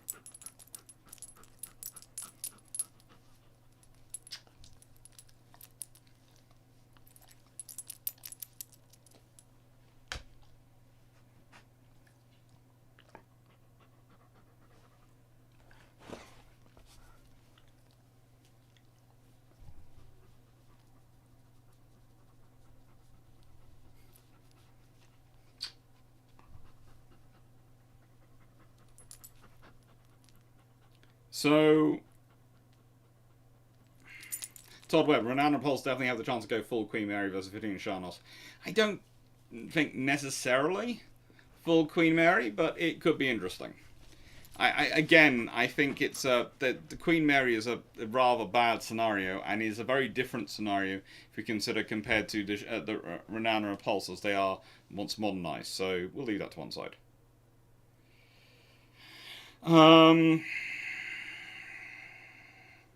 Also, you all know I always admit that I have a small bias towards Renown.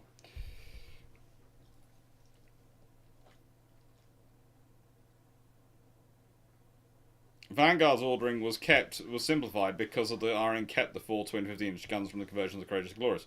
Yes, the RN keeps a lot of things around. But the thing is, if you have Lions in service, do you need Vanguard? What's the reasoning for having Vanguard if you have the 3 Lions in service, rather than completing the next 3 Lions, if you need to complete any more ships?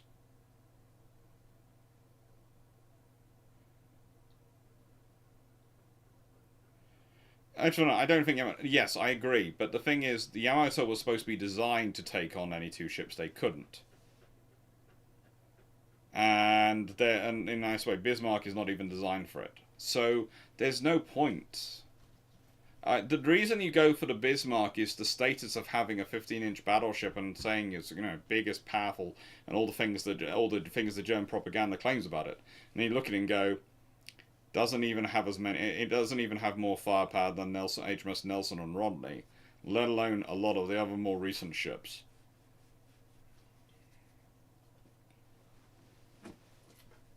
Nine-inch belt arm versus high-velocity 15-inch guns. Yeah, but in the nicest way under this scenario, if they're fighting a battle, would you be focusing your 6 15-inch guns on HMS Renown and HMS Repulse instead of the ships which are hammering you with 16-inch guns? This is the question. Where do you focus your 15-inch guns? And also, can you? Are you given the option to? Are they even there for you to do that?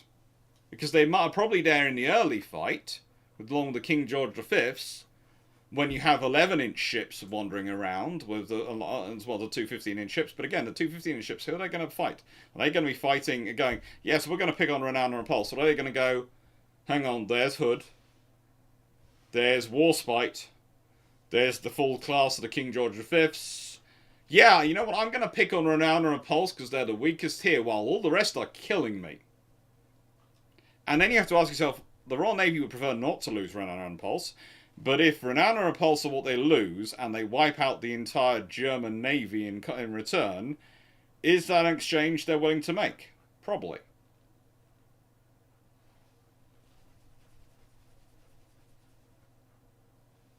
Bit awesome. Vanguard was quicker to build because there's no need to wait for the guns built. Yes, but under this scenario, the lines have been built, so the guns are already available. Also, there's a few other things, but the nicest way. This scenario, Vanguard is started as an emergency build when they realise the delays and things they've mucked about mean that the Lion class are going to take too long. She's not actually included till the 1940 naval program, I'm fairly certain. Let's go with... Yes, I know. I know you're cute. Yeah, she's traditionally ordered in March 1941. So if by January 1941 you have 3 commissioned in-service Lions, why are you ordering a Vanguard in March 1941?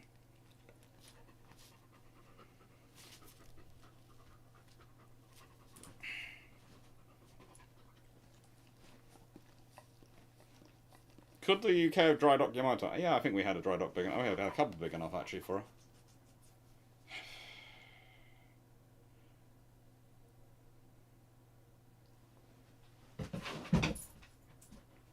Yeah, there's also the Beluga out there as well. That's also another example of unlucky ships. But no, basically, summary is... It's a nasty scenario for the Germans. It's a nasty scenario, even nastier than one for the Royal Navy, but it's a nasty one for the Germans.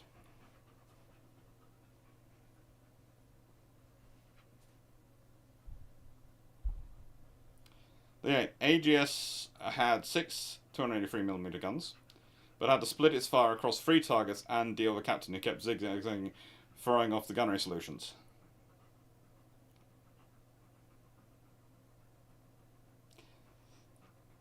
Yes, the Grass Bay did have fun.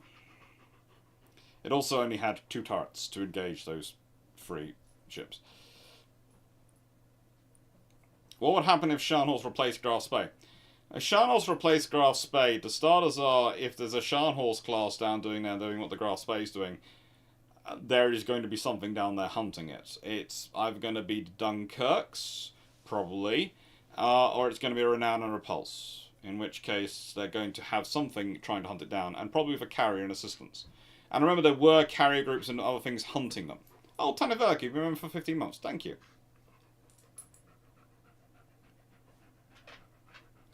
So if Sharnhorst replaced Graf's Bay, if you've got Ludendorff, you've still got a similar captain in charge, and you might end up with a similar scenario in that they get caught in the River Plate.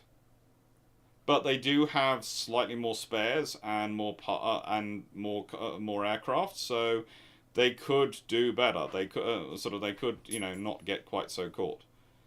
But also, there's the chance they might get caught earlier on. And again, the British will be going around in slightly heavier groups. So expect there to be likely another county down in the South Atlantic Division, South America Division. And as the Eights point out, the Sharnhorst lacked the endurance for the role in the South Atlantic they did. So that would have been a major problem, but, if they had by some miracle replaced it and managed to keep it supplied, they could have done. Anyway, where's the German offset strategy of this? The offset strategy is their numbers. Instead of trying to offset with technology and quality, they're offsetting with the numbers of ships they're building, because they know they'll tie down a lot more British ships. And a lot more of their force. Basically, the potential is greater. Hello. Did you just... You let off a flabby waffle, didn't you? Oh, good lord. Oh.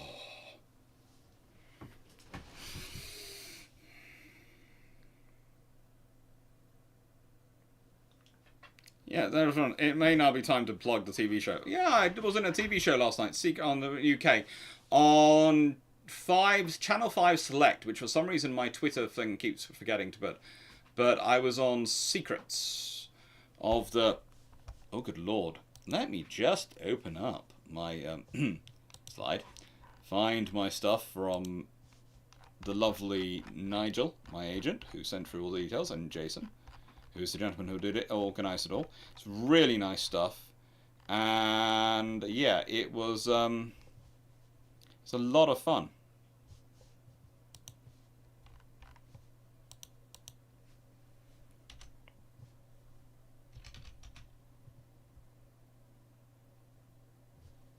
Sunken Warship, Secrets from the Deep. Yeah, and I've got...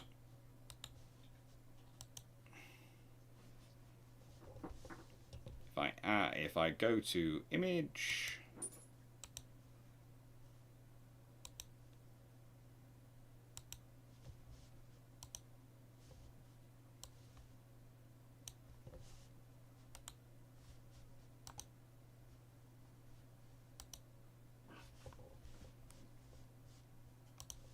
and go to downloads, I'm sure it'll be. Downloads? Yes.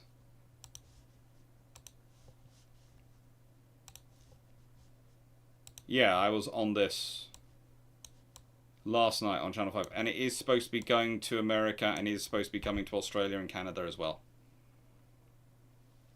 Do any of the Panzer Chief get sent out as escorts to battleships? Probably not, because they're not fast enough. They're designed for long-range raiding.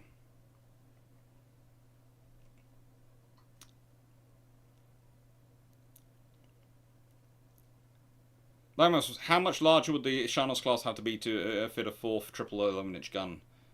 You have a fourth barbette, so they could take 8 15-inch guns or 12 11-inch guns.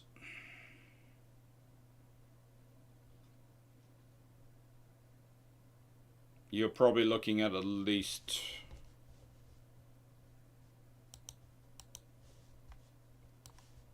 Well, they are...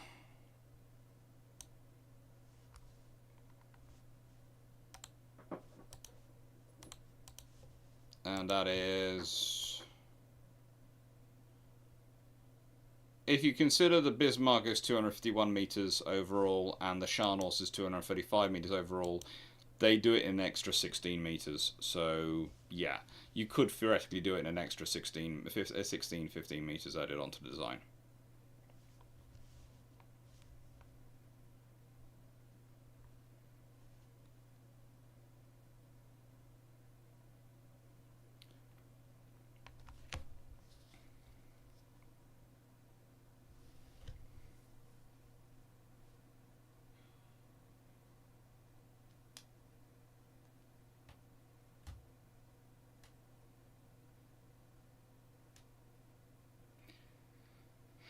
Nice one. Is it accurate the Royal Navy does have a role to play in the mess that the French get themselves into post-World War I in terms of cruisers?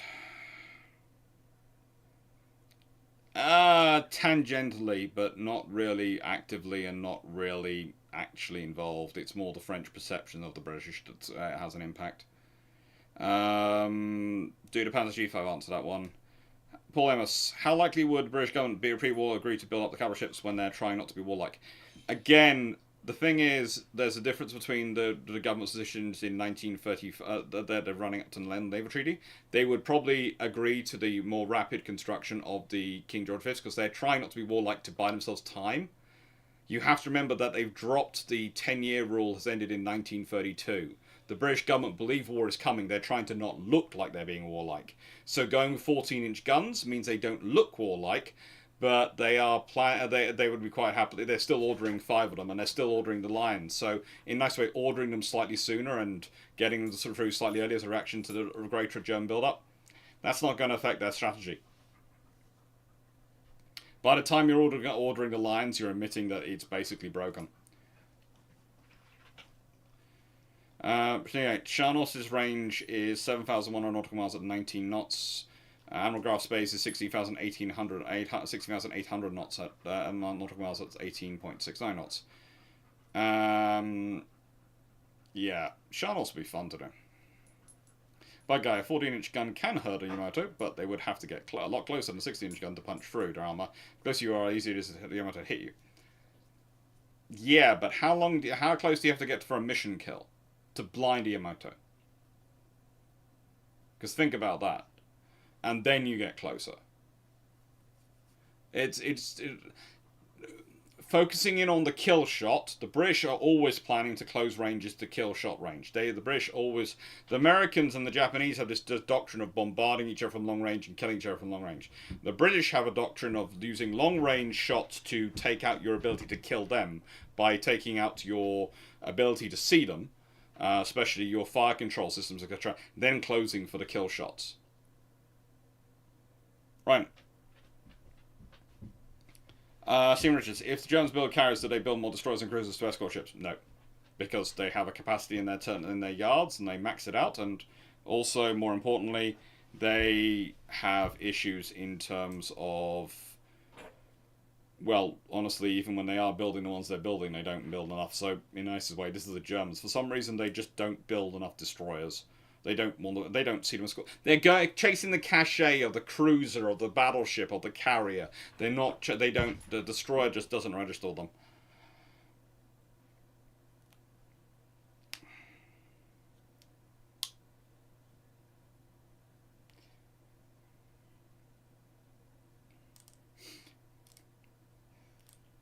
Any chance of build trumps this week?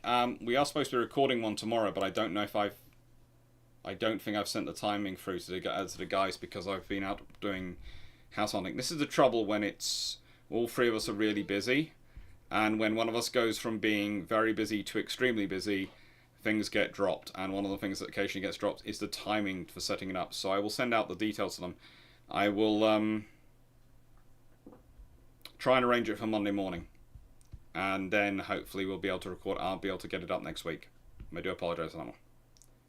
Anyway, I'm going to say thank you very much, everyone, and last questions now, because I need to take someone for a preamble, and then I'll be back on Discord, probably with my little buddy, to chat away with you all. So, last questions. Thank you, Hamsasaki. Thank you, Runa. Thank you, Michael Cooch. Thank you, IO2. 14-inch has a really big bursting charge that will happily mess up opponents' upper works even when not scoring kill shots. Yeah, that's the whole plan of the British. Destroy the upper works and then go down. Thank you, DG40. Also, I need to get a refill of milk, because I've run out of milk and my voice is starting to go already. I can tell. I'm going to have fun tomorrow.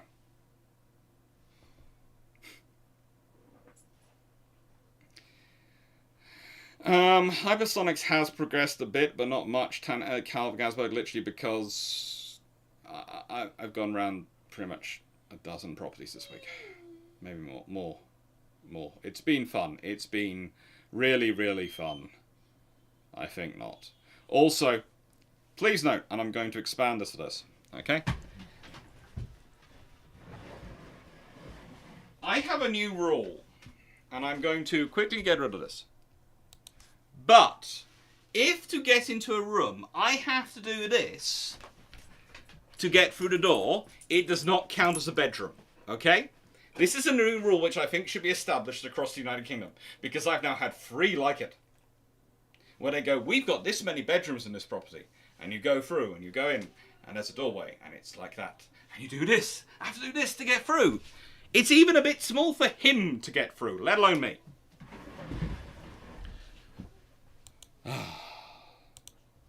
Anyway, take care, D8. Take IO2 and Shibara. Take care, Stephen Richards, Joss Funk, everyone. And what have we got coming up? We have building the fleets of Tsushima next week, I think. Yeah, next week. And we have Operation Berlin. Rather appropriate considering this week's discussion. A failure of both sides. Thank you, Leslie Mitchell. Thank you, Ron. Okay, a 40-inch 50-pound shell do not do soft kills, but an 18-inch 3,400-pound shell can do kill shots if you were hits at long range. Yes, but you have to hit your target to do that. And again, the 14-inch has a higher rate of fire. I do agree, the odds are in the 18-inch's favour, but also the fact is you're probably going to be dealing with multiple 14-inch armed ships versus more in terms of King George V versus them. Anyway. I don't want to live in the top of it. Thank you very much, everyone. Take care. And if you do manage to see episodes of this coming up, it is highly recommended. Both me, Kate Jameson, And I think Harry Bennett and a couple of others are on there. Thank you very much, Aaron. Take care and have fun. Thank you, everyone.